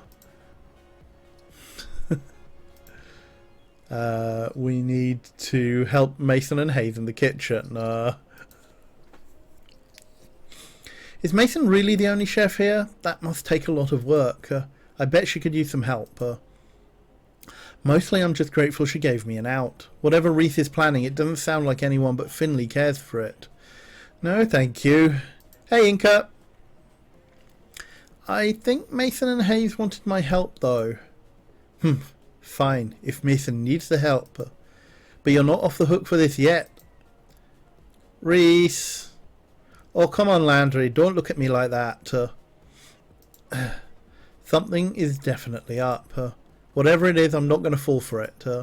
Well, I'll be back once Mason says I'm done. I quickly retreat back to the kitchen before Reese can delay me further. Even though I work here now, I still feel like I'm trespassing on hallowed ground. I've never been in a restaurant kitchen before.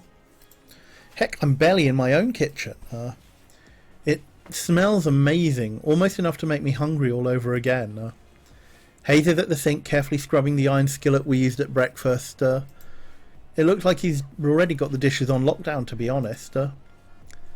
Mason only spares me a glance. She's already back to work, and it looks like there's a lot of it left to do. She dips a long spatula into a big metal bowl and heaps a glob of frosting on top of a cake. It's mesmerising watching her move as she works to smooth the frosting. Can I help? Any experience? With what? Baking? Don't know why I asked. She doesn't bother looking up, but it feels like she doesn't have to see the cake to decorate it. I bet she could do this in her sleep. Don't touch anything. Okay, then it's... I guess I'll go then. Oh, okay. I'll go see if there's anything else I can do to help out. Seems like Hayes and Mason aren't really the talking type. If it weren't for the sound of the sink, it'd be dead silent back here. I guess I'm intruding. Oh well.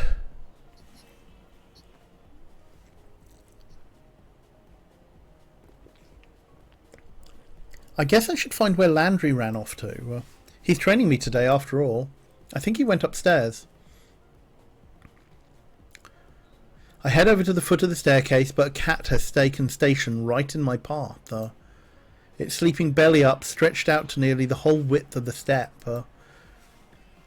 Buddy, that's really cute, but that's a dangerous place to sleep. It doesn't dignify me with a response. Instead, the fat orange cat shimmies in place to settle itself even more. Gently, I nudge it to see if I can get the cat to move. Someone's going to trip on you if you don't move. That's not going to be fun for either of you. It opens one eye into a thin slit, then makes a murmuring noise and flicks its tail. This little tiger isn't going anywhere, is it? Are all the cats here this spoiled?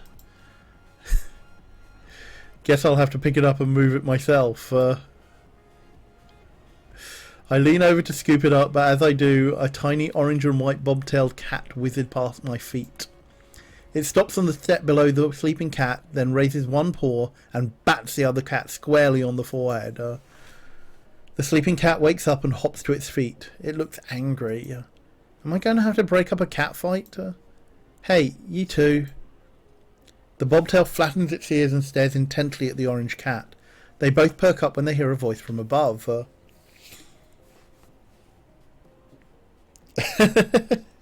Oh wow! Whatever you choose to draw, Inca, I will be. I will love to see it. If you're putting in the Discord, just tag me, or if you're putting on Twitter, you can tag me there. Is Hash Brown sleeping on the stairs again? The orange cat, Hash Brown's I guess, trots away. Landry works his way down the stairs, eyes on the bobtail kitten. Was it really necessary to smack him? You should be nice. The bobtail turns its head away in a wide arc, almost as if it's giving an okay, whatever in response. It lazily struts over to the windowsill and kicks up sentry. That cat's name is Hash Brown's? Yeah. Graves names all the cats here. He comes up with some interesting ones. Well, hair. What are some of their names? Well, at the moment there's Ramona, Shinsuke, Kotick, Owl, Bramblepelt, now Hisa, Valentine, Marina, Ein, Junta, Jamband, and so on. Oh, thank you very much, Non-Binary Star System, for giving it, for gifting a sub to Inca. Welcome, welcome. Holy crap! Which one was that bobtail? Oh, his face falls. Why did he look so nervous? That's why don't you ask Reese later? Huh. Is that his cat? Did he name it or something? Is it a bad name? No, he's... Graves should have told you about... Let's get to work. It's time to open. Landry isn't having any more of this.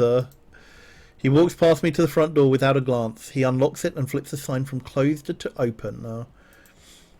And ta-da! Your first day at Cat's Paw has begun. And nobody's here. This is a little anticlimactic. Yeah. The mornings are usually pretty slow. It might pick up later.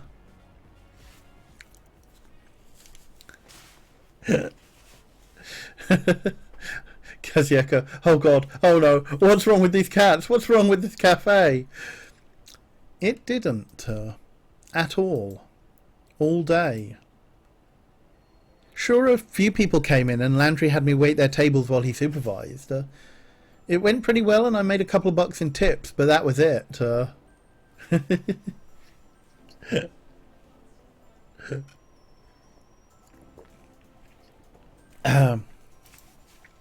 Finley came down a couple of times to check in, and I saw Mason and Hayes every time I went into the kitchen, but I didn't see Reese at all. Reese's bobtail cat, on the other hand, was all over the place. I think I see why he'd take a shine to this one. They're both complete hams. Not that I mind that it was slow, it just meant that I got to play with the cats some more. There are like 10 of them here? Maybe? I can't get a solid count on them. They seem to vanish sometimes. Looks like there are a lot of areas around here for them to hide. Thank you for your help today, Avery. Landry, Finley and I just finished wiping down the tables. Mason was gone before the cafe closed. I don't know where Hayes went. So, how do you like it? Is it always this quiet? I mean, not that I'm complaining. Not always. Tomorrow should be busier for sure. I got plans. Oh, we should get here early then, huh? Don't say that like you aren't always early. Oh, I have to come in earlier. Don't worry too much about it, Avery. Just show up at your regular time. Okay, thanks. I can't imagine what busy means here. What, like 6 people in here at the same time? I've got a little more work I want to do on the blog, so you all go ahead. I'll close up if Grace doesn't get here to do it. Oh, thank you. Avery, you can head out. Thanks. Are you leaving now? I could walk with you. I'll be out in a bit. You go on ahead. Oh, all right. See you all tomorrow. Night.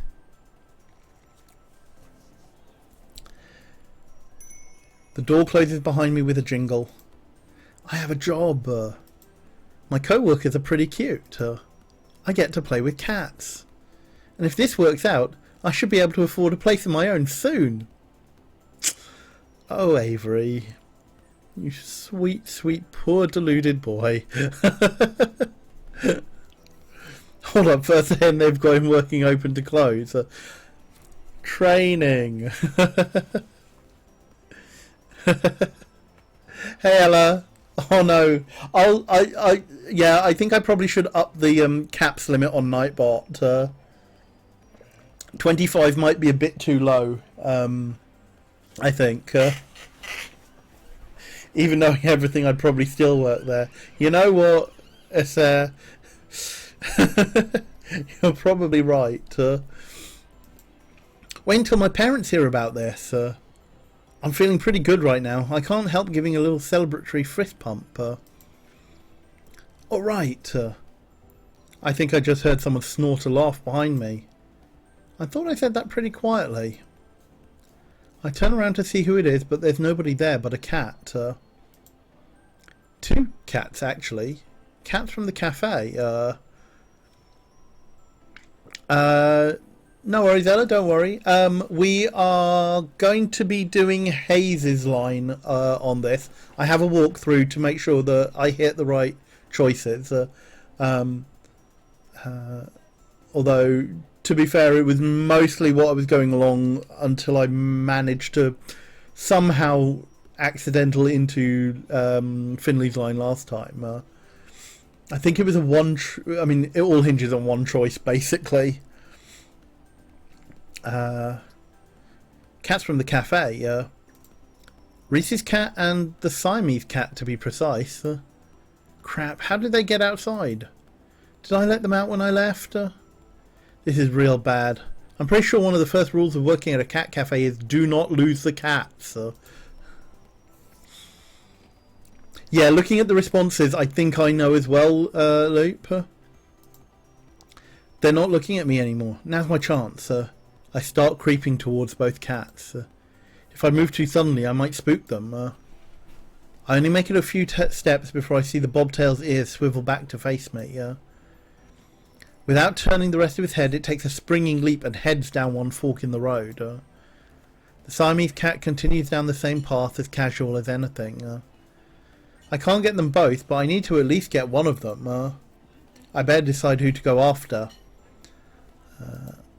Unsurprisingly, follow the Siamese cat. Follow the Siamese cat. Follow the Siamese cat. Follow, follow, follow, follow, follow the Siamese cat.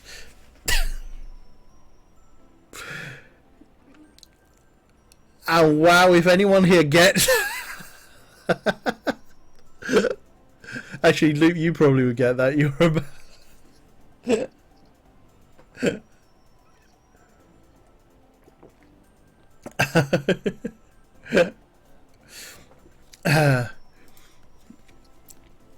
The bobtail's onto me clearly, but the Siamese cat hasn't picked up on it yet. My best chance right now is following the Siamese. True, Ella, yes. I forget that at times. You know, yeah. Sometimes I think people are more familiar with Wicked than the original. Well, than the original Wizard of Oz.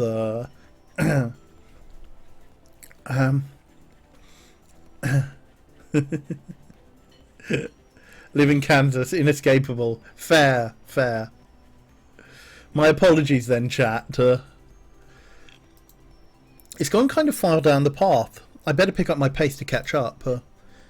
I try to mimic those long strides Landry always takes to cover more ground, but that doesn't work out so well. Jogging's going to be easier. Or not. My feet are falling harder on the ground and the cat notices. It's going faster now, so I better pick up the pace. I break out in a full run to follow him.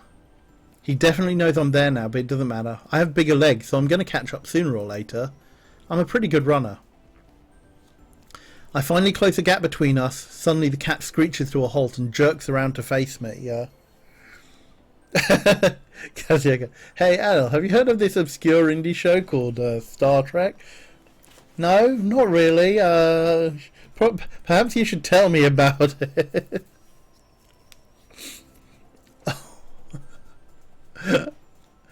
It reminds me of there was one Christmas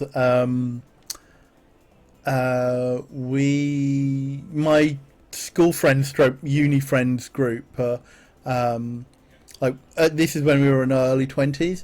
We would try and do, like, for a few years we always did a big Christmas meal around one of our houses. Like a group, some of us would cook, and you know, everyone would come hang out. We'd have a big Christmas meal, usually like 2 or 3 days before Christmas itself. And one year we were playing charades after the meal, and I think it was we were down to 6 people at that point. We split into 2 groups of 3, 2 guessers, one actor. And the guy who was on our team got had Star Trek to mime, did the star. Me and my mate got it fine, and then he started doing like a slow walk, and I came up with every single synonym for walk apart from trek. Oh God, Return to Oz. That movie scared me something chronic when I first saw it. But then I was really young. And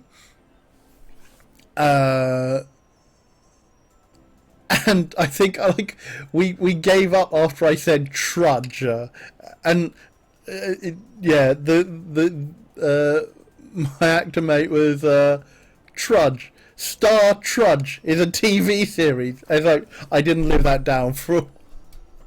Yeah, those goddamn wheelers. But yes, so we have the ignominy of, and me being me and my mate who were guessing were also just massive Star Trek fans, and just for some reason the word Trek completely eluded both of us that evening.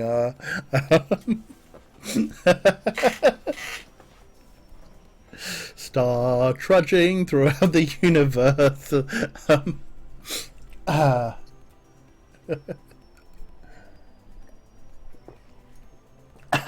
Yeah, so bit of insight into my psyche. I'm hit or miss on charades generally. Anyway, suddenly the cat screeches to a halt and jerks around to face me. Yeah, Avery, stop it.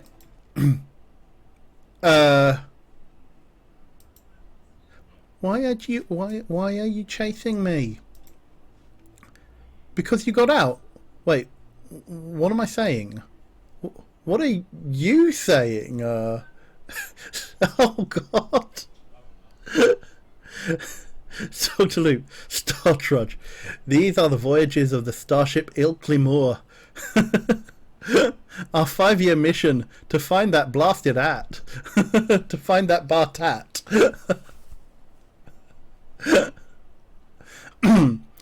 Because you got out. Wait, what am I saying? What are you saying?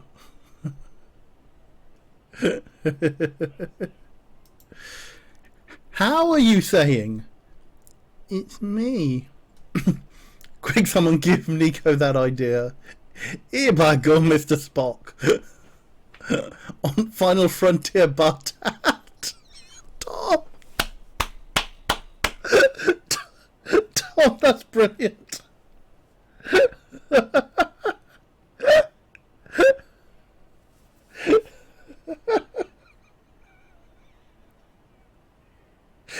Apologies, Char, I'm undermining the gravitas of the game.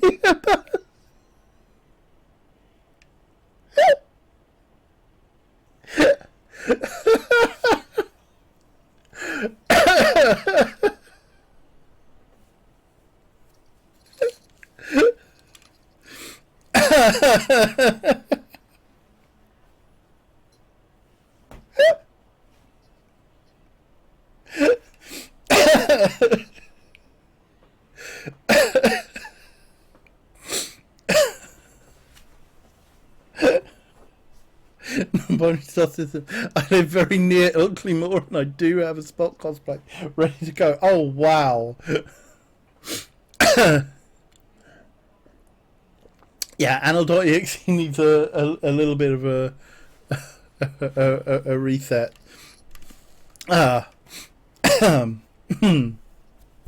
Anyway, it's me. Me? Hayes.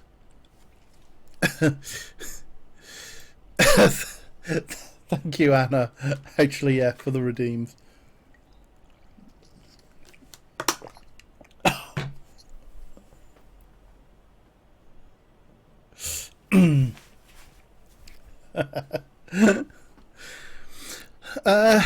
Last I checked, Hayes was a guy with glasses. You didn't seem the pranking type, Hayes. The Hayes cat is puffing up like a dusting brush. I feel bad this cat's getting caught up in whatever shenanigans they're trying to put me through right now. This seems like it should be against work procedure. He's telling the truth, Avery. The voice comes from behind me. I whirl around to see Landry, but he's not there. It's no good, Jim. He's been ate by tworms.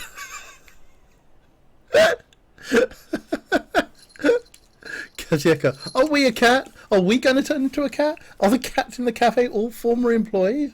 Ah ha ha ha ha. Down here, I readjust my gaze downward. Oh, come on. No, this isn't a joke, Avery. Landry Cat takes a few steps past me and sits down in front of Hayes Cat. Even as a Maine Coon, his gait is long. No, come on. No, no, no, no, no, no, no. Graves didn't tell you. Tell me what? That you're all secret cats? That doesn't make any sense. Anna, you gotta let me know. Are we cat boys or are we dancer? Chat, you're on fire tonight. You're all so good.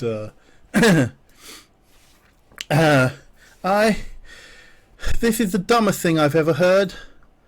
I'm sorry, Avery. I thought he told you it were. Is that why you were acting weird? You were keeping something like bonkers a secret? Hold me closer, tiny cat boy.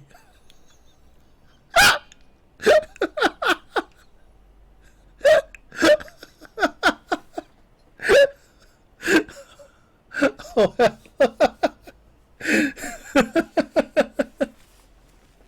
sing us the song, you're the piano cat.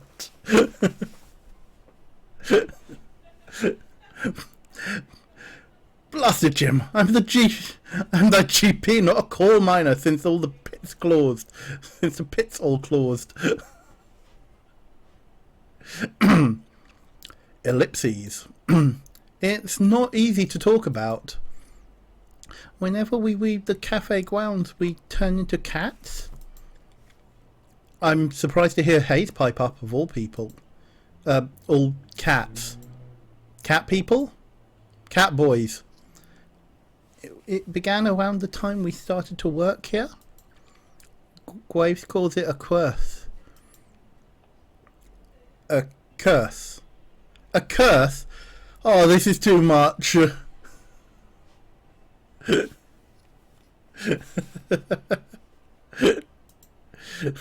Jessica, are we a cat right now and we haven't noticed? No, we are a person. We are definitely human. It's not a curse. It's a purse. How is getting to be a cat a curse, though?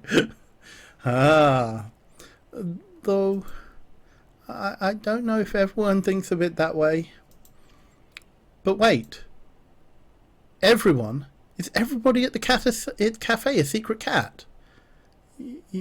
Yes. Graves too? No, nobody has seen him as a cat? But it seems safe to assume. Am I going to turn into a cat too?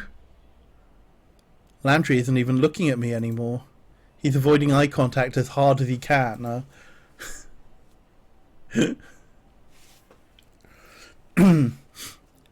Hayes does the same. Neither answers. I'm going to turn into a cat. Oh, come on. Sorry, Avery. Maybe you can stop it. We don't know what causes the curse. Maybe if you talk to the others tomorrow? Yeah. Okay. Sure. Why not? Let's have a whole cat council. We can invite Hash Browns too. Is he also a person? I can see the fur between Hayes' shoulders raising on end in a little ridge. Seeing that takes the wind out of my sails a little bit. A mouncel.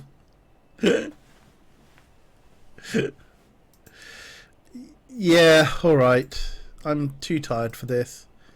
This better be a weird dream or something. A weird work-induced hallucination. Sorry, Avery.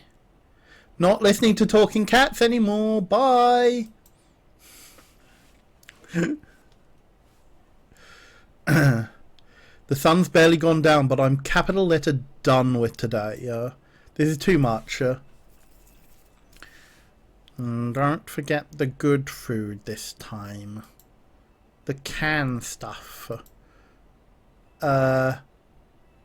Did someone just say something? Prime Meownister, nice.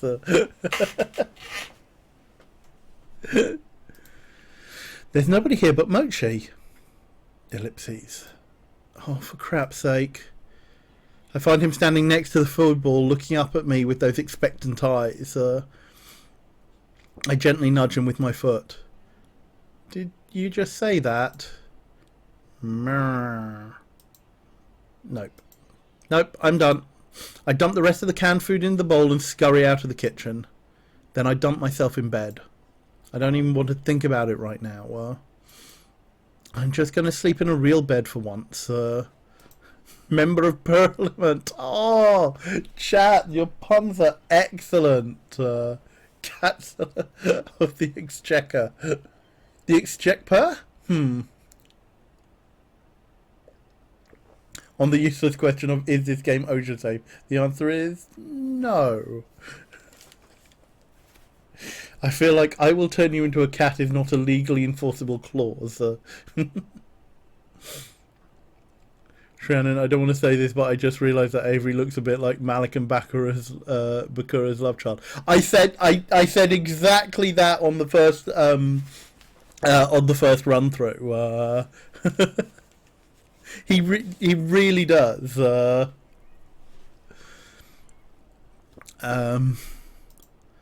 I don't usually close the door, but I think it's a good idea tonight to meow your president. I don't want Mochi whispering to me in my sleep. Surely it's Governor.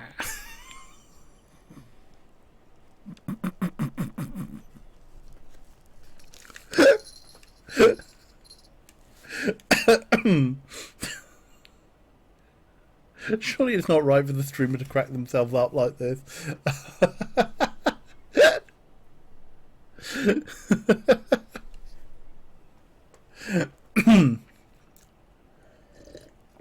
Oh, Pounceler, yes. Oh no, combining that with Star Trek, we get Pounceler Troy.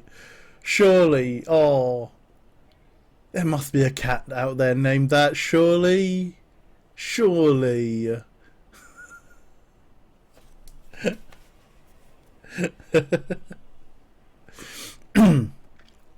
I wake up early enough, I surprise myself.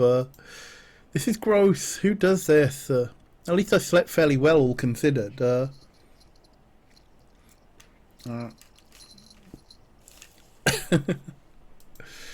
My cheek hurts. Kind of like I'm getting one of those real powerful zits. Just when I have a job where I feel people all day. Oh, what perfect timing. I kick my legs free of the big blankets and roll off the side of the bed with my usual grace. God, this thing feels gross. I don't have any acne stuff with me here, but maybe Aunt Wendy had something I can put on it. I trundle over to the vanity to assess the damage. That's not a zit. That's a whisker.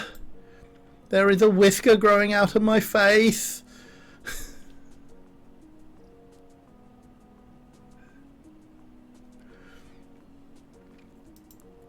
It won't come out. I thought at first maybe it was Mochi's and it got stuck there, but nope. Growing out of my face. I tried to pluck it. That was probably one of the worst ideas I ever had. Now I know just how sensitive cat whiskers are. Because, yeah, Avery, it's just that special time in a young person's life. Ah, yes. The Meowses of Parliament in West Whisker. Is this really how the cat starts? I've been pacing around for too long. I've got to go to work, but how am I supposed to leave the house like this? What if somebody sees me? I guess I could try to cover it with something. I dig around and find some dust masks under the sink. Maybe that'll do the trick. I can pretend I have a cold or something. Puberty. Or not, because trying to put it on feels really awkward against my face. I'm at a loss here. I'd call one of the staffers, but I didn't get their numbers yesterday. I guess it'd be hard to use a cell phone as a cat anyway. I'll just have to go to the cafe and hope someone's there to ask. He's not feeling good about this, per Avery. Nice one, Oddly. I didn't run into anybody on my way to the cafe yesterday, but knowing my luck, there'll be a whole crowd or something. I keep my head down and walk quickly. Geez, my face itches. I hope another one isn't coming in. The thought is enough to make me pick up my pace. Running to work is going to be a theme for me. Maybe it'll keep me in shape. I just hope I can keep my human shape too.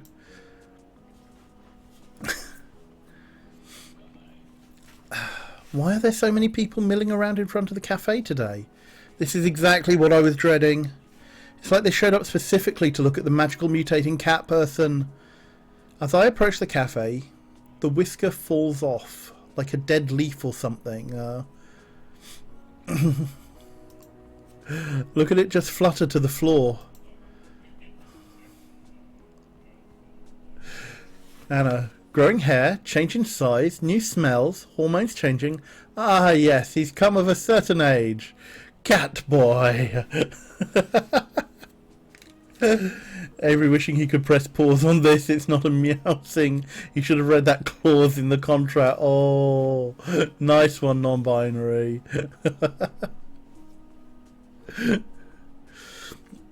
I leaned down to pick it up. If I hadn't seen it happen, I would have thought it fell off one of the cats.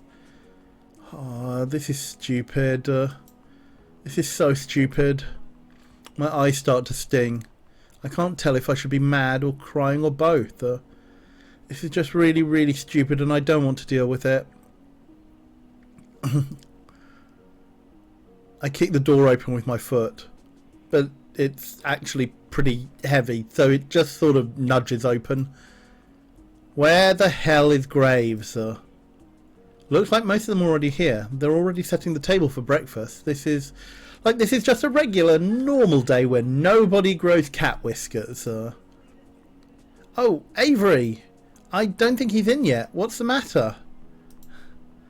This is the matter. This whole dumb situation. He probably can't see the whisker I'm waving around, but I don't care. He knows what I'm talking about. Oh, is that yours? What kind of cat are you? I'm not any kind of a cat. I'm a people. I can't believe this. Oh, come on, Avery. You should have known this was going to happen. How the hell was I supposed to know? Sounds like somebody here didn't read his contract. Sounds like somebody here didn't read his contract. The safe areas and other tips are mentioned in the welcome pamphlet. What contract? Oh, sorry. I didn't mean to block that. I will unblock that off stream. No, that was a misclick. Sorry, Anna. What contract? You signed some paperwork when you started, right? Yeah. Well, how can you all be so chill about this? We work for an evil dungeon lord who's turning us all into cats. I don't think they're called dungeon lords. Avery. No, sorry. Avery, none of us are happy about it either. We're doing what we can. Looper, if I read a contract that said I'd get to turn into a cat, I'd sign it so fast. Oh, thank you, Inker. I'll have a look at it after the stream. There's got to be more you could be doing. Where's Graves? He may be upstairs, but I don't know. I remember hearing Graves go up some creaky steps yesterday. Maybe that's his office or something? Whatever it is, that room's going to be missing a door after I kick it off its hinges. I storm towards the back of the cafe.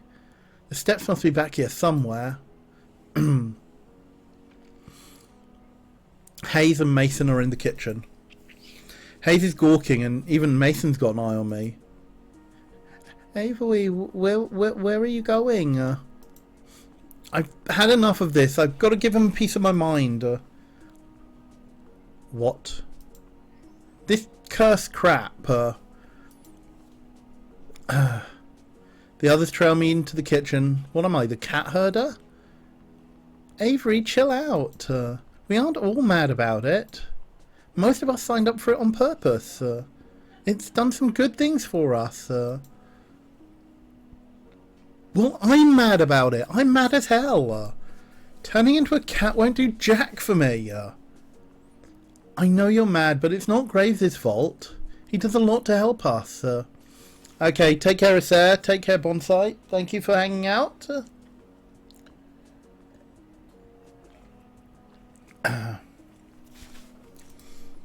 We owe him. I don't owe him a damn thing. Seriously, Avery, shouting at our boss isn't going to change anything. There's nothing we can do about it right now. Let's just sit down and talk about it. I'm pretty sure. Siamese cat. You're right. Okay. Yeah. I guess I see what you mean.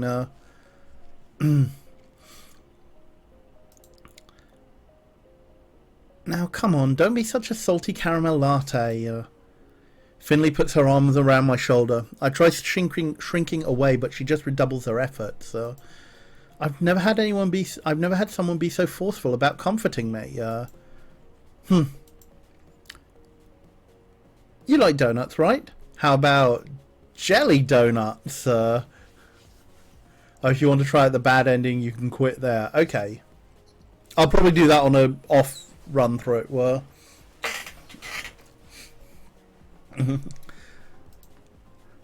What does that have to do with anything? I think it's time to show you that this cat curse isn't all bad.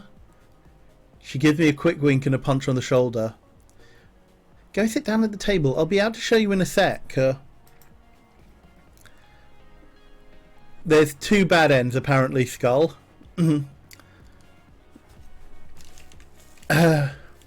This is still so stupid. The frustration festers in the pit of my stomach, and now I don't even have anywhere to put it. I feel another hand slap me gently between the shoulder blades. What is it with these people? This time it's Mason. Didn't eat yet, right? No, I've been freaking out about this all morning. How am I supposed to eat? She doesn't lift her hand. I can feel it like a weight on my back. Stop sulking and sit down. Eat. Is that comfort or a threat? Good food calms you down.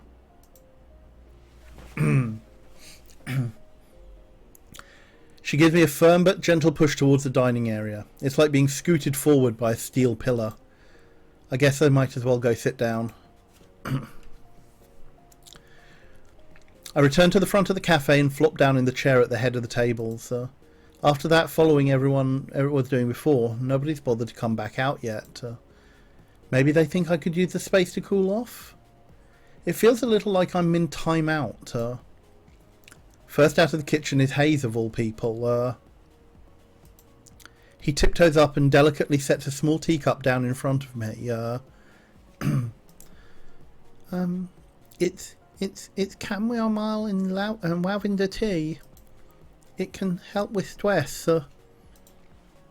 I drink it sometimes when I am overwhelmed too. Ellipses. Hayes flinches a bit when I look up at him. I pick up the teacup and hold it up to my face. It smells lovely, at least. Did I say chamomile? He looks at me with his eyebrows upturned until I take a sip. When I oblige, I see what he means. This is pretty calming. I let out a deep sigh. I can feel my shoulders slump a bit. Hay seems relieved that I've approved. He takes it as permission to sit and takes a seat next to me. You know, I get anxious a lot? A what? You probably guessed that though, huh? Some things help me out, like the tea. But I think the thing that helped me most is being a cat. I know that must sound pretty stupid, but it's nice to have somewhere to go. I like that I can curl up in a tiny corner and nothing is expected of me. It helps me a lot. So that really does sound stupid. But that's what we mean when we aren't mad about it. No, I think I get what you're saying. I don't agree, but I get it. Thanks. He doesn't seem to know what to say. He's just sort of staring down at the table and picking pieces off the paper napkin in front of him. Ah, right. This is where I think I went wrong last time. I would give him a cookie. Keziaka clutches my chest and lies at the floor. I didn't want to date him, I just wanted to hug him. Yeah. Yeah, there's very much a adopt, hug. Wrap this boy in a blanket burrito and give him a hot choc. Yes. So the option I have to take here is, do you hate people? Artistic. Sorry, my puppy really liked putting her nose on my phone screen. Aww. Oh, that's a better phrasing than I thought it was. Oh my god. Thank you very much, an anonymous gifter, for giving 5 subs to the community. Oh, thank you. Welcome courtesy of an anonymous gift bomb. See, this is a better phrasing than what the option said. Do you hate being around people? Huh? I mean... Oh, thank you, Inca. Yes, stretch.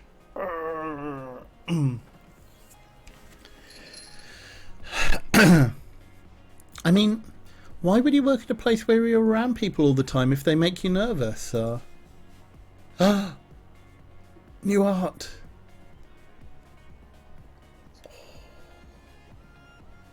That's so cute.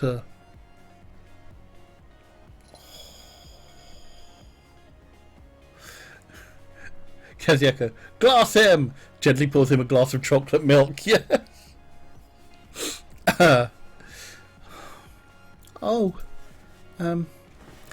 They say it's like a muscle. They say it's like a muscle. You have to work on talking to people to get better at it. So, I thought I'd try it, but so you jump right into the deep end. I guess so. Hey, do I make you nervous too? What? I mean, I don't want to make you nervous. You can talk to me whenever you like if you want to. I don't know, practice or something? Oh. Thanks. Of course. That's what co-workers are for, right? I guess so. Well, it's a start, I suppose. Esteemed patrons, may I have your attention, please? Especially you, Avery. Where is her voice even coming from? Down here, kiddo. There. I look down and your jelly donut. Meme cat, meme cat. It's me, a real-life internet sensation. You're so surprised. You should see the look on your face right now. Wow, so you've really capitalized on this curse, huh? I just started making videos as a way to have fun with the situation. Who knew it would make me a celebrity? A celebrity? Is that a thing?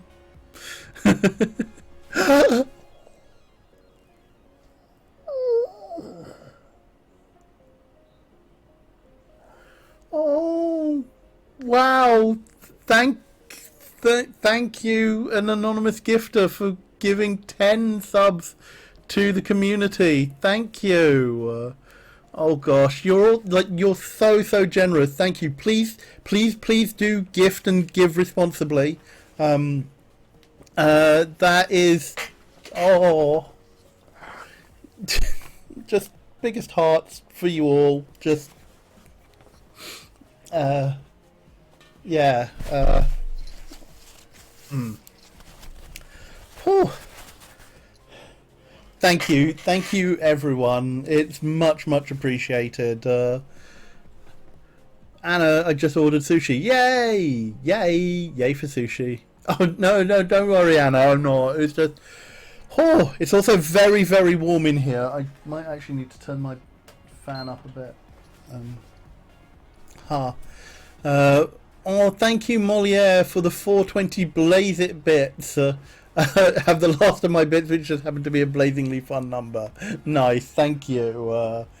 No.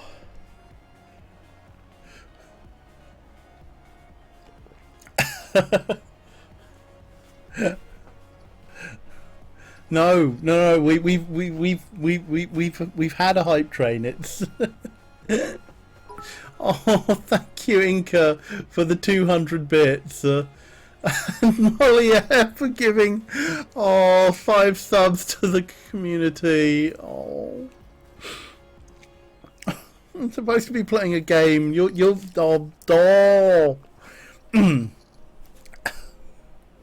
Thank you so much, everyone. When I go to RQGG22, you'll see a Latina struggling with cold weather. Yes. Right. I'll give you my autograph later if you like. No, I'm fine. She gives my leg a playful pat and then gives me a wink. You're so starstruck. I'm not. You so are. I bet you spend a lot of time on the internet. I bet you know all about me. No. You're blushing. Why would I be blushing about a cat? Or cut the shtick, both of you.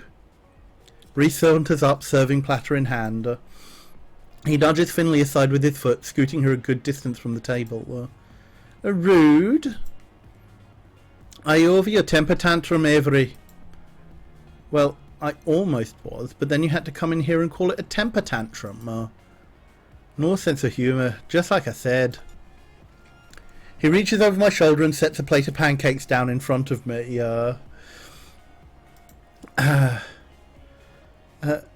Finley, go change back. I don't want your dirty feet on the table. God, I'm going to sneak nip into your clothes next time you're on cat detail.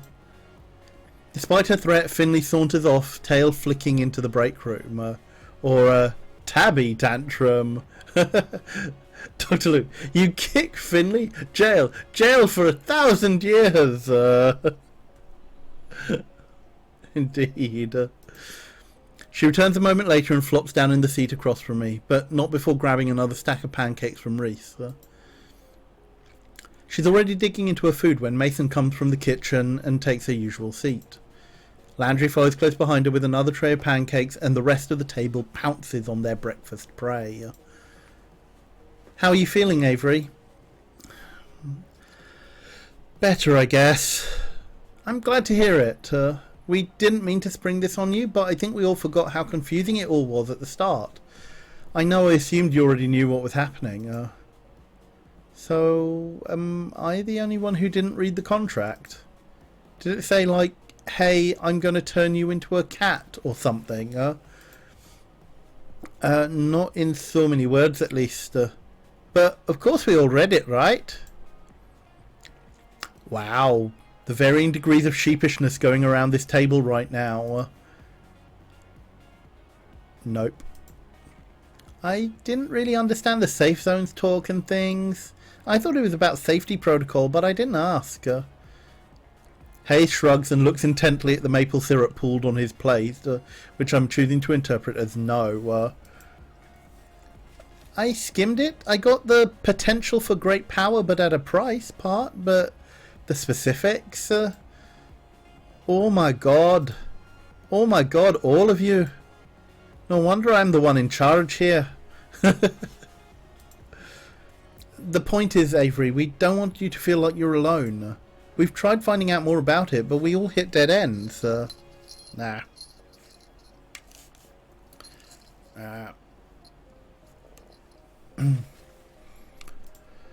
Yeah, you can't exactly wiki how to cure a cat curse. Well, you can, but the results are... well, they're from the internet. Why didn't you just ask him? Oh, yeah, I did, but he said something like...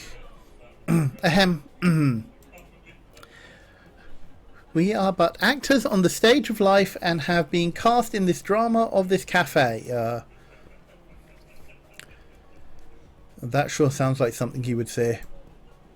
And you bought that? But everyone just sort of nods and agrees with Reese.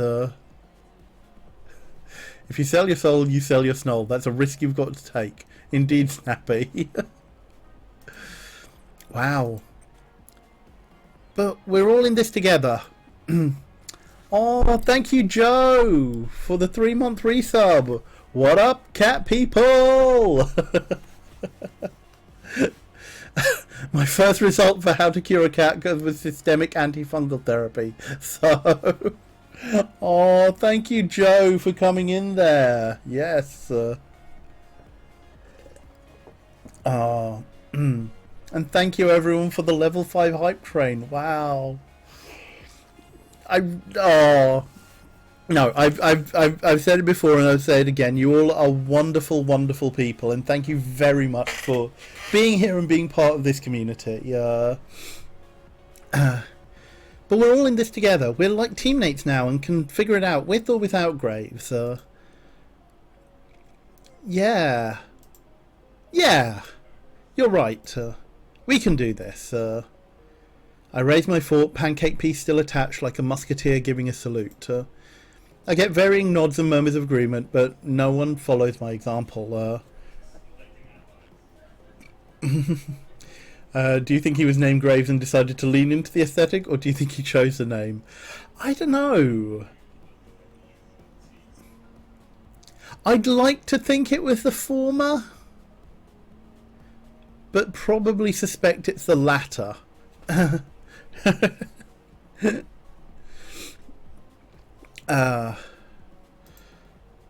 thought we could have made this a thing. What we need to figure out first is crowd management. Jelly Donut days are rough and we need to be ready. I think I should spend time with Mason to help her in the kitchen, of course. Hayes too. I'm okay with that. We might need you both to come out and help us from time to time too. We can't spare anyone besides Finley for cat detail today. You know how these days go. No cat breaks. Sorry, Hayes. I know. Avery will be the main two covering the floor. Hayes and Reese will be out from time to time if we get really swamped. And Graves should be by later to help us out. It might be a bit hectic, so I hope you're ready.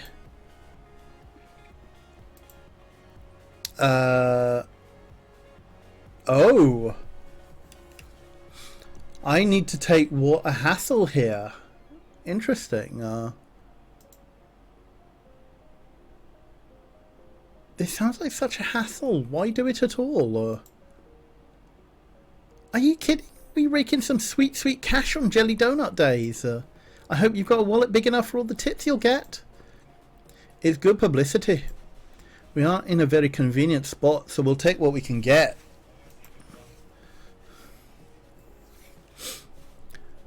Yeah, those are pretty good points.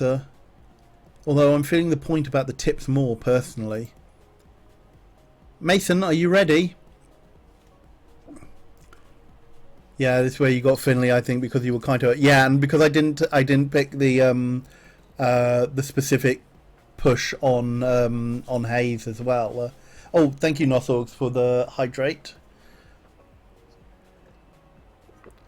I'll tell you this up. I shall name my child Punk McRock, and they shall become a punk emo boy.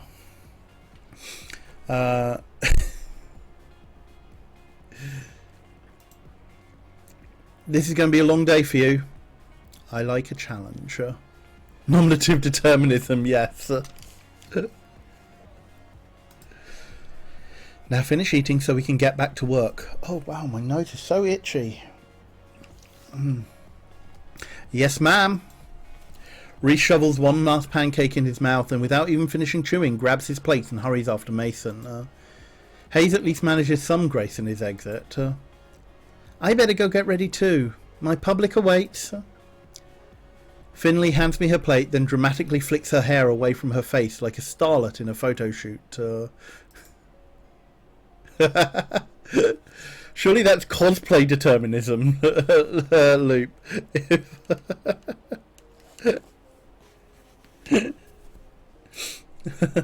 Oh no, don't grow whiskers like Avery. I don't know. Maybe I repurpose like.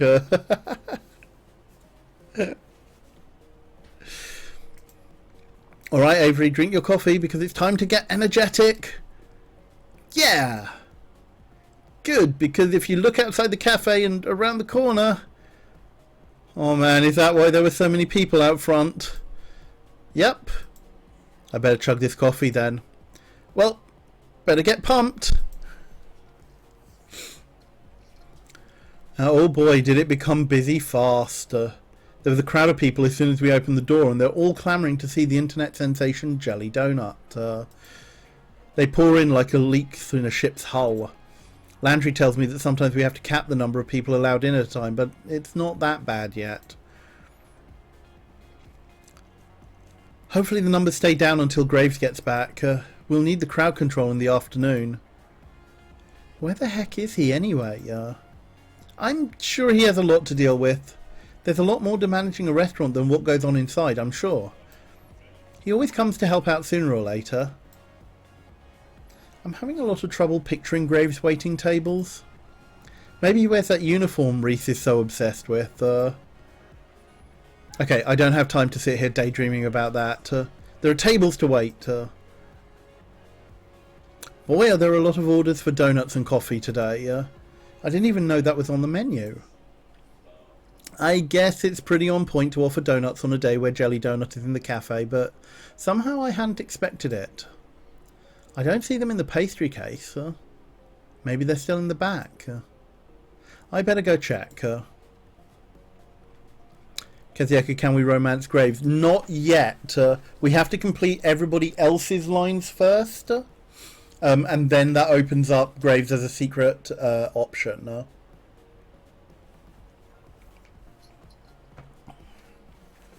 Hey Mason, are there donuts back here? Oh yeah, there are. A whole stack of them, and they're still warm. Oh, they're those cakey donuts that are so good too. I shouldn't be hungry after such a big breakfast, but they look amazing. The coast is clear. I don't see Mason. Hayes and Reese aren't even in the room. I could just... Sneak a donut. We've earned it, right? Just one donut won't hurt, right? I reach out my hand and feel another hand on my shoulder. I freeze. I can feel her lean in real close. So close, I feel her hair brush the side of my face. Gonna pay for that.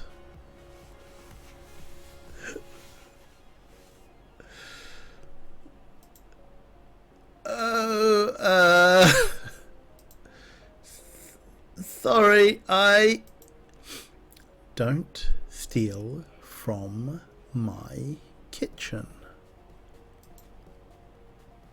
She says it in such a low, calm voice, but I will never, ever think about it again. Look at the cute cat eyes on the donut. Sorry, I won't do it again. You're right. You won't. She ruffles my hair and is gone as quickly as she appeared. I pity anyone that ends up on her bad side. Hopefully I'm not one of them. Now, stop wasting time. It's busy out there. Right.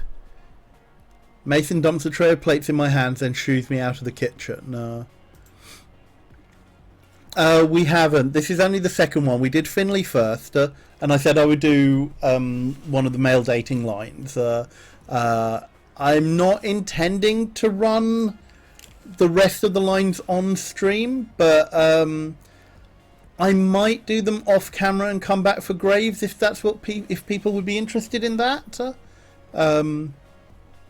that we can see what that line is like.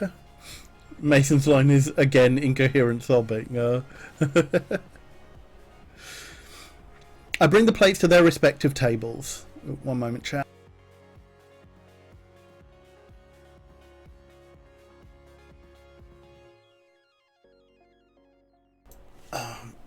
Always up for more Catboy. Oh, I meant to put the collar on. Oh, actually, I'll put the collar on tomorrow. For those who haven't seen, it's a bit warm for it right now. Hopefully, it'll be cooler tomorrow. I'm really getting good at this weight stuff. Oh, thank goodness you're back, Avery. We're so swamped. Avery to the rescue. This is still a bit much. Yeah, this is casual Catboy Wednesday. I wouldn't mind watching you play through all of this, Anil, if you wanted to. I don't think I want to play through because there's a lot of repeat lines. I'd rather not play through all of the rest of it, but I'm thinking it might be good to come back and do the Graves line.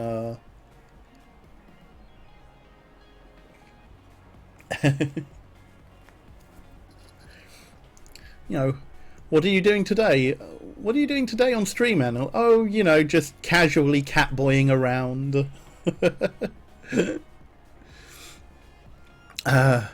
This is still a bit much. It's like we're under a waterfall of people who want to see Jelly Donut, or something like that. I don't know, I'm too busy to think of a good metaphor. Finley's loving it, though. Look at her just mug for the camera. Oh, and there they go again. Someone else trying to put their donut on her head. Excuse me, please read the rules. We can't let customers bring food to the cat play area. Fine, whatever. Jeez.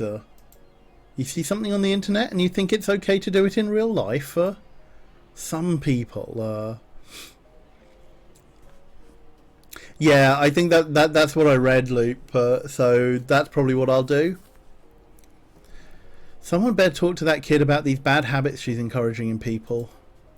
The offending customer has already vanished back to his table, but now there are 3 people who've taken his place. We need more babysitters. One at a time, please. No flash photography. Oh, thank goodness. Reese and Hayes are back out to help corral the crowd. Reese has taken a spot at the door as the world's tiniest bouncer, and Hayes is taking someone's order. Which reminds me, I better get back to work too.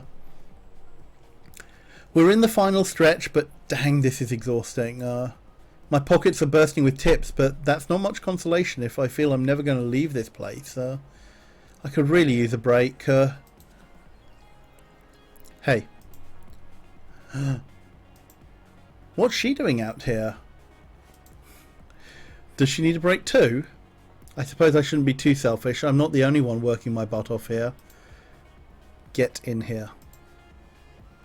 It's not a request so much as a command. I better go see what's up. Tiny bouncer. Now I'm imagining Reese's grit up.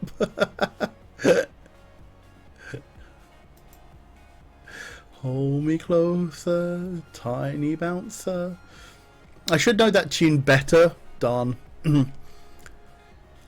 It's not a request so much as a command. I better go see what's up. I did do a Grizzop voice for a character who comes later. Wreath, I'll shoot your kneecaps off. Did some kind of baking bomb go off in here? We're all taking turns bussing tables, but this crowd hasn't left much time to deal with dishes and cooking utensils. I need your help. And here I thought you didn't trust me in the kitchen. I don't, smartass. I need coffee. Yeah, me too. No. We're low on beans. Get them from the basement, right around the corner. I'm swamped. Oh, duh. Yeah, of course. Just a sec. I'll get them.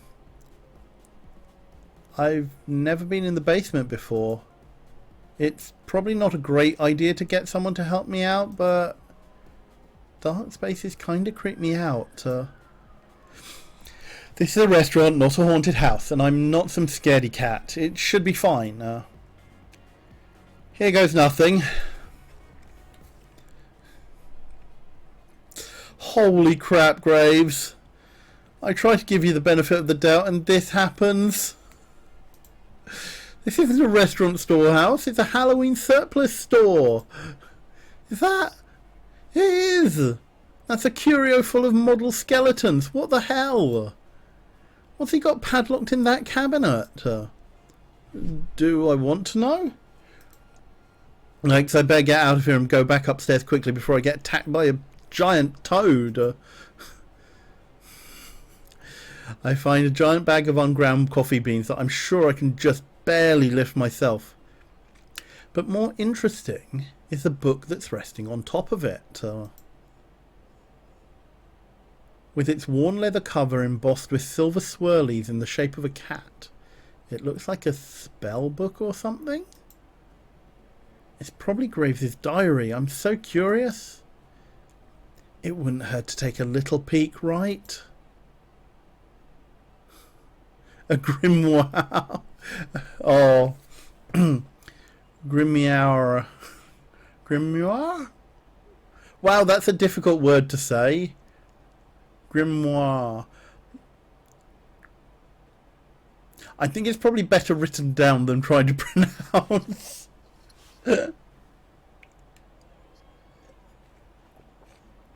And excuse you, Avery, some people like Halloween and need a bigger space for decorations. Indeed. What the heck? I don't get this at all. Is it written in code or something? This is all nonsense. Wait a second. Why is my name in here? Ew. Is Graves writing about me in his diary? Avery. Oh, she sounds mad. Now's not a good time to start reading. The book is real tiny and fits just right in my hoodie. I'm going to look through this when I get home.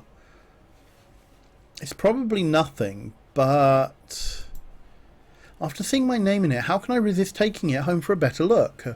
I'll bring it back before anyone even notices it's gone. Okay, but seriously, I should leave before a crow lands in my hair or something. Okay, take care, Seeky Cat.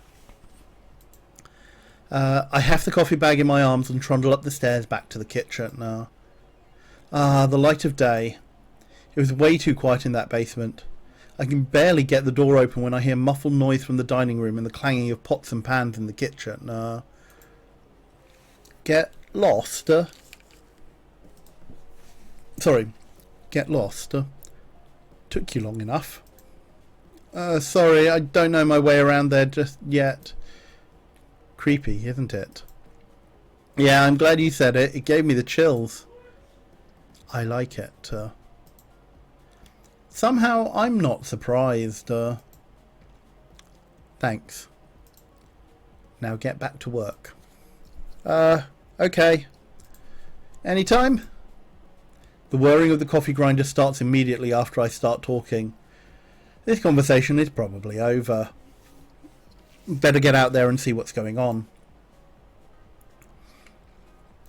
It looks like the crowd has dissipated. I also don't see Finlay.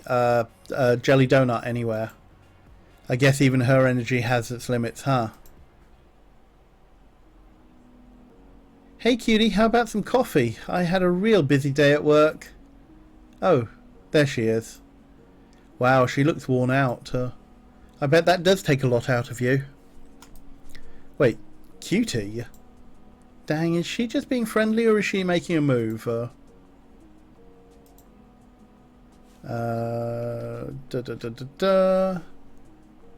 Okay.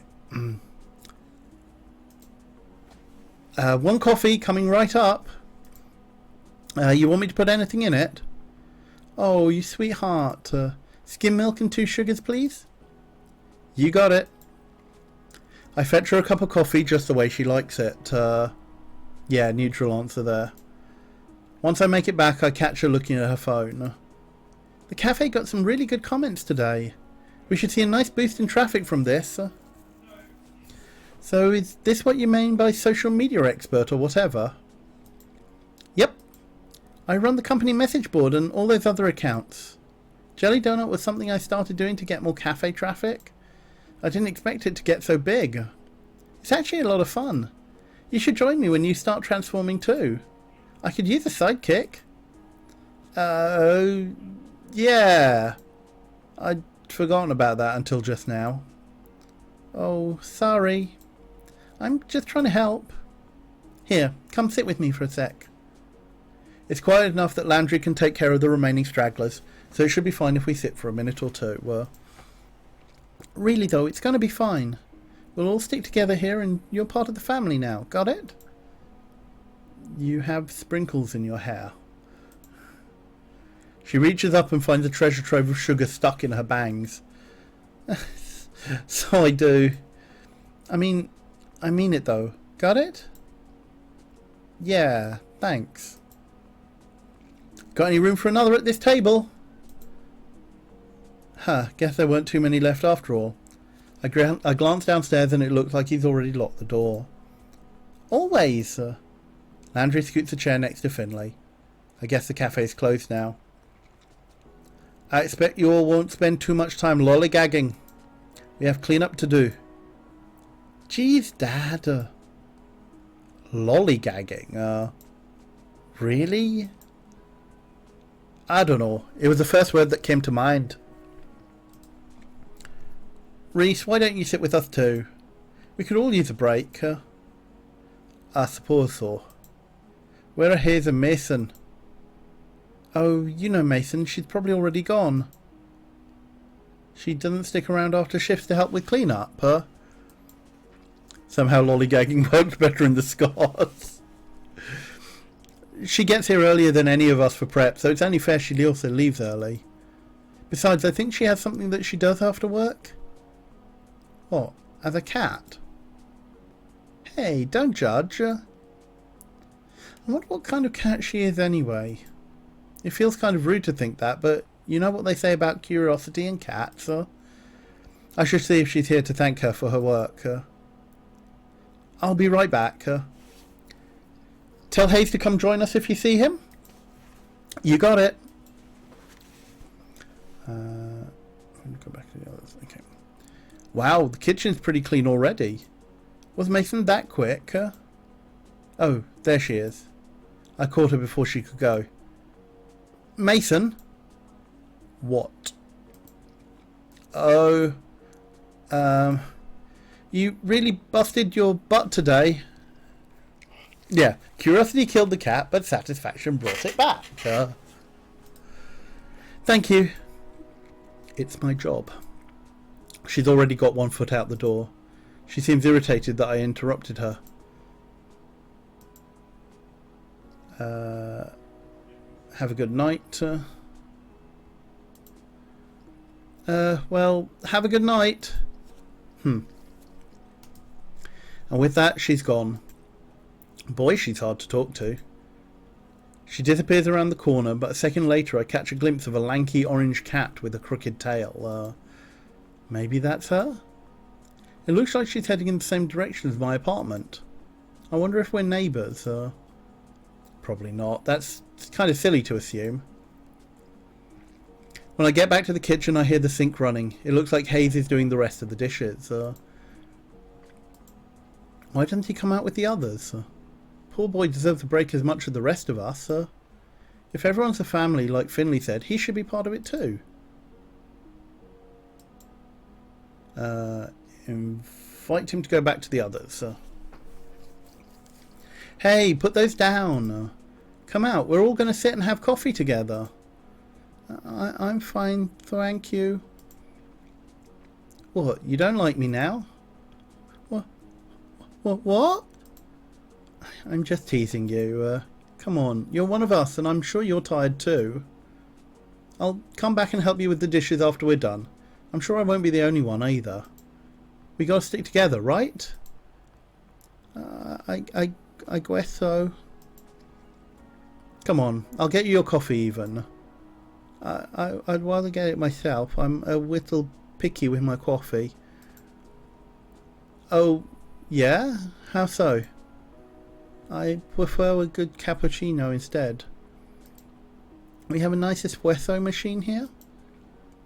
Oh, like the one you made for me at my interview. That was really good. Oh, thank you. Yeah, he saw what you did with your coffee in the beginning, Avery. You're going nowhere near this boy's coffee. Yeah. Okay, take care, AG Text. Thanks for hanging out with us. He likes cappuccinos, yes. A cappuccino is a steamed milk and espresso. It's a delicate balance. Can you make me another one? Sure. Oh. Is that a smile? It is. I'm going to make them now. Meet you in the dining room. I head out to the cafe. Hayes walks with me at first, but slips upstairs as soon as we reach the staircase. There are a series of loud whirring noises, and he returns with a cup in each hand. He's careful as he hands me mine.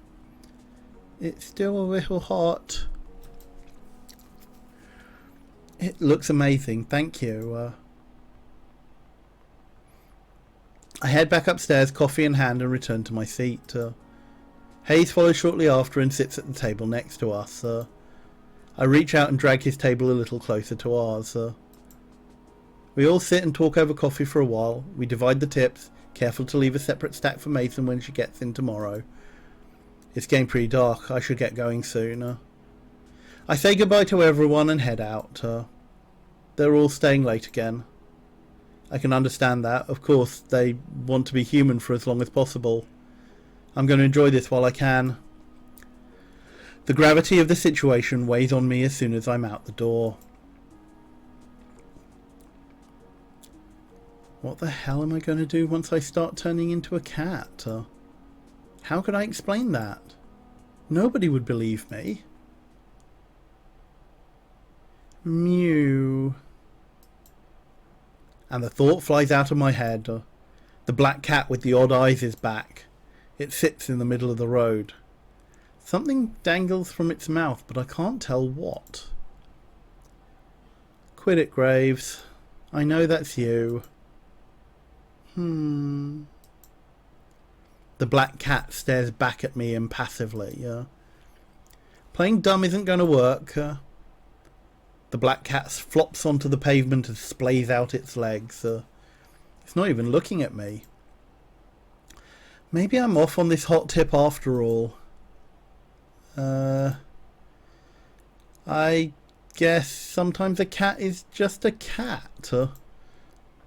Everybody wants to be a cat. Everything's getting to me. All the more reason to go home and get some sleep. I'm almost home now. I should figure out what I'm going to do for Ah! Something just hit my back. Because the cat's the only cat. Get it off! Get it off! Get it off! Wait, it's gone? I see the black cat at my feet. What the hell? Damn it, Graves. I don't care if this cat is Graves or not. I'm calling it that until I'm proven wrong. Meow. The black cat trots off somewhere. Is it just me, or did that sound like somebody saying the word meow? Worse than that, it sounded kind of smug. Graves? Maybe it's not him. Maybe I just smell like cat and attract other cats now. Okay, take care, Audley. Yeah, we'll be finishing up after this night, basically. I better get home before I'm jumped by more strays. I run the rest of the way home and slam the door behind me. I can't take this. If my hair wasn't already white, it'd be turning that way. You're late. Huh? Who said that? I look down. Mochi's fat face is looking up at me. Oh, no, no, no. No, I'm not doing this. I dump some kibble in Mochi's bowl, then go to my room and close the door behind me. I shamble into my pyjamas, but when I bundle up my hoodie, I feel a firm, squarish bulge in the pocket.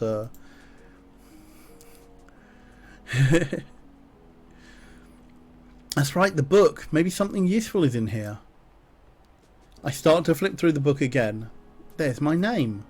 And there's Hayes. Finley, Mason, Landry, and Reese. Okay, take care, Rhiannon. Thank you for being here. This must be a clue of some kind, but I don't know what it's supposed to say. All these words look like they've been written by birds hopping around in ink. I toss my hoodie on the floor and get to work. Maybe I can decipher it? If I hold the book upside down... No. Is there a cipher? No, I don't know why I bothered looking. Of course it won't be that easy. I try for another 20 minutes or so, but it's useless. I give up. Frustrated, I drop the book. It hits my hoodie and ungracefully tumbles over. I shuffle them away with my foot and something tumbles out. What is that? It looks like it fell out of the hood. A bookmark? Did I leave that there? Why would I put anything there? I pick it up. It looks like it's got some weird holographic center. It's kind of pretty. I should bring it back to the cafe tomorrow along with that stupid book. I go to tuck the bookmark into it for safekeeping, but... Hold up. I can read it with this. I don't know how it got there, but it's the key to reading this book. The Hallowed Covenant of Witchery. What? Reese did say something about witches the other day. This might be a good lead to whatever's going on. I settle in with the book and start from the beginning. And we are going to save it there. Start new save. And call it there for the evening at the beginning of what? Basically day 3 or so. So,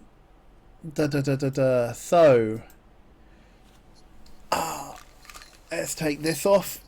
And I will be getting a new pair tomorrow. Okay. Thank you very much, everyone, for being here. I hope you're enjoying this run through, either enjoying it for the first time or enjoying it as our second run. Ooh, let's readjust those.